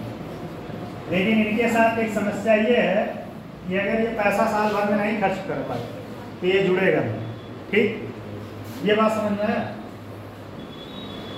विशेष राज्य का दर्जा और इनको विशेष पैकेज मिलता है। ठीक, आर्थिक पिछड़ापन की वजह से, जिससे ये अपना राज्य का विकास करता है।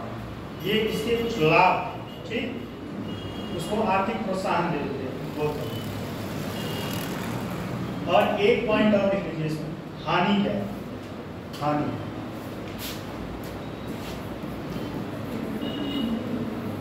इससे केंद्र को हानि क्या होता है? पहली बात तो केंद्र सरकार के वित्तीय बोझ को, केंद्र सरकार का जो वित्तीय बोझ होता है, वित्त होता है, या बजट होता है या फाइनेंस होता है, उसके ये बोझ होता है। क्यों?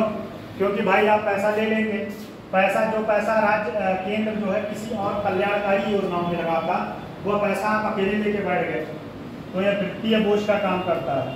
ठीक है, पहला हानि, यह वित्तीय बोझ का काम करता है। दूसरी बात, अगर आप उठाए मांग तो आपके पड़ोसी भी मांग उठाएंगे। जैसे ये राज्य हैं, उसके बाद क्या हुआ, बिहार आंध्र प्रदेश मांग रहे हैं, उसके बाद कल को कहेगा मध्य प्रदेश हमको भी दीजिए, मध्य प्रदेश।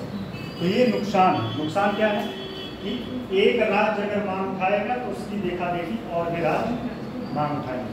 अगले दिन मैं नॉन स्टॉप लिखवाऊंगा इसको। ठीक, समझाने वाला जो पॉइंट था समझा दिए, अब क्लास को खत्म कर दिया। नहीं लिखिए, बोलिए, लिखने कम से कम 15 मिनट लगेगा, 15 मिनट है लिखने, समझ में बताइए। चलिए,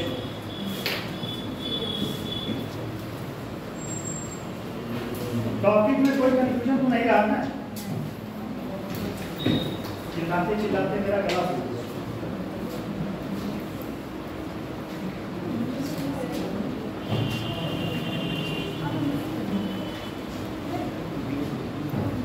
अच्छा, इसमें एक होगा किसी का यूट्यूब पर आता है इंटरव्यू, शायद आप ही का। अरे नहीं, हाँ उसी को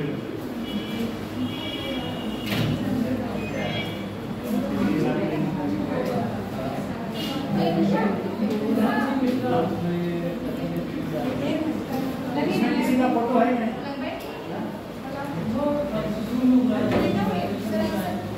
इसको बहुत वीडियो